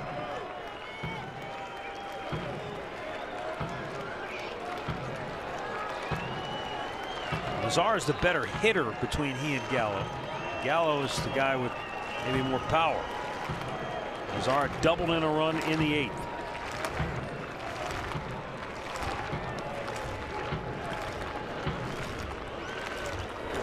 He checked. Did he go? He did not.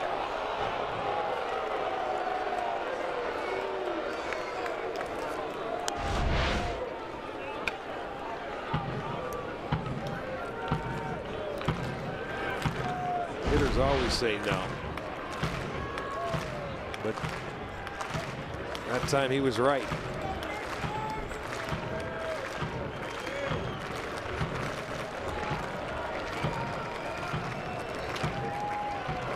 Now the line on the 1-0.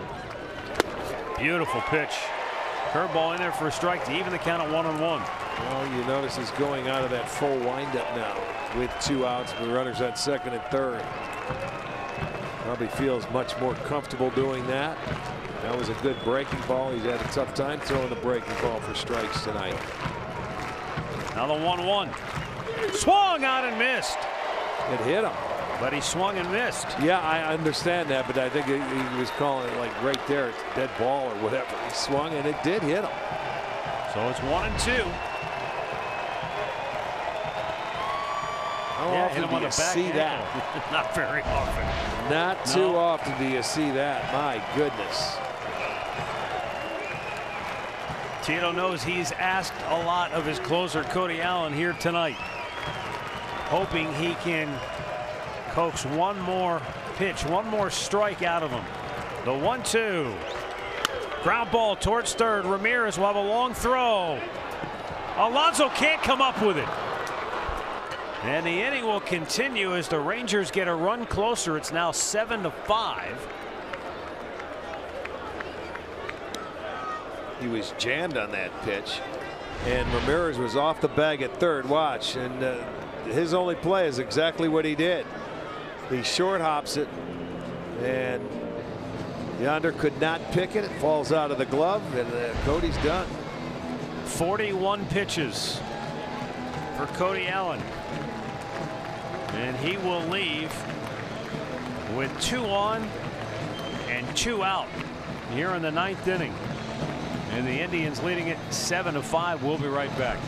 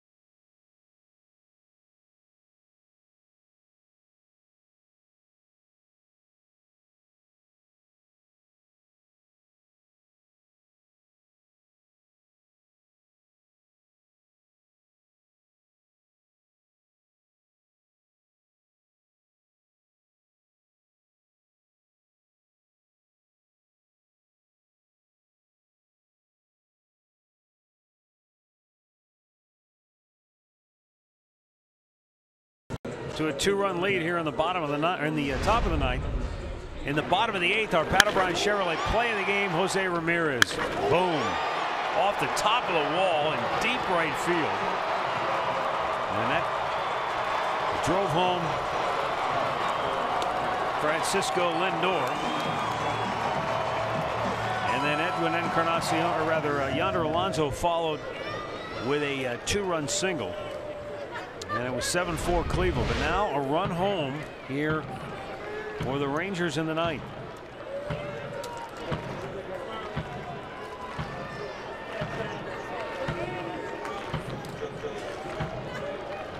Joey Gallo the batter, Jeff Beliveau.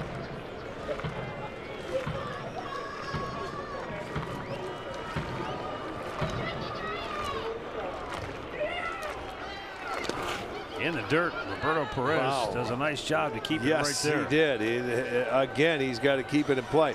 Now, this is weird because Chu's about a third of the way down the line because the shift on Gallo is over there. Not that it matters, but you would think it might be a little distracting, although Beliveau is going from the stretch. He probably doesn't see him.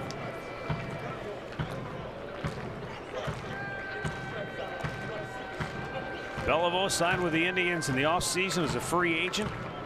Went to big league camp as a non-roster invite. Got called up when Andrew Miller went on the DL from AAA Columbus. Pitches down low, 2-0. Struck out Robinson Cano in his Indians debut. But it's one thing to get called into a game when the team's behind or in a situation where you know you're just going to face one batter. A little different when you come into a game and the game's on the line, literally. Ryan Ruhr running at first for Mazar. 2-0 to Gallo. And it's ball 3. And if he should walk Gallo, you got to figure Nick Goody would come on to face Connor Falefa. I would think so. Right-handed hitter on deck. I would think so.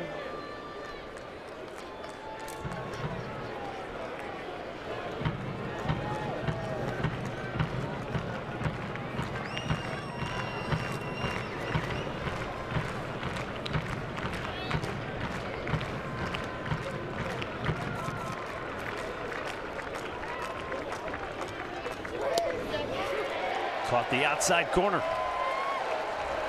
3-1.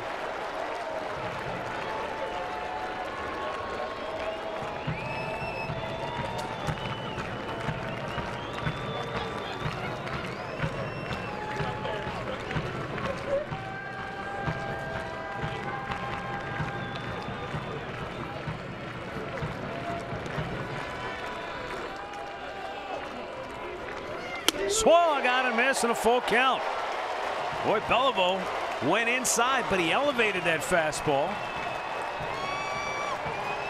And Gallo couldn't get to it. Yeah, was it a strike? I don't know. I don't think so. I don't think so either, but it was up and around the top of the zone, but he was trying to give him the lead with one swing there. 2 on, 2 out. 9th inning. Indians up 7-5. Beliveau ready. Runner at first will be off. Payoff pitch. Popped up foul. Back out of play.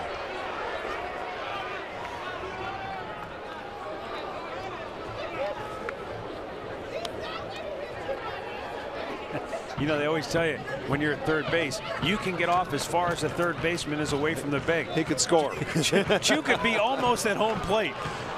Exactly. I watched him early in the count. It just looked very weird. But that's not the run the Indians are concerned about. So that's why Ramirez is pulled around with that shift on. And another 3-2 pitch coming to Joey Gallo. Struck him out looking. Oh, Beliveau locks him up. And the Indians hang on for a series opening 7-5 win. Beliveau gets the save. And the Indians beat the Rangers 7-5 to go to 15-12 on the year. And Texas has now dropped 9 out of their 10 series openers. And Texas goes to 11-19 on the year. Boy, oh boy, Cody Allen's going to end up the winner in this one. And he'll go to 2-0 on the year. The loss will go to Chris Martin, who is now 0-1. This one had a little bit of everything. And as we said before, you knew from the get-go, it just felt like everything was going to be a struggle. Well, and it was. And I mean, they go right down to that last pitch. Texas had the tying runs on base. They had the go-ahead run at the plate. And a 3-0 count, and Beliveau comes back and gets his guy. And, you know, they're going to win their 15th game now for the first month of the season, so that's a good thing. End it, and let's turn the page, boy, and get to May 1st, which is tomorrow. But you're right, they get that first win, and that's a good sign. And they had to battle, and it was a struggle. All right, so the final score is Cleveland 7 and Texas 5. Back with a final word right after this.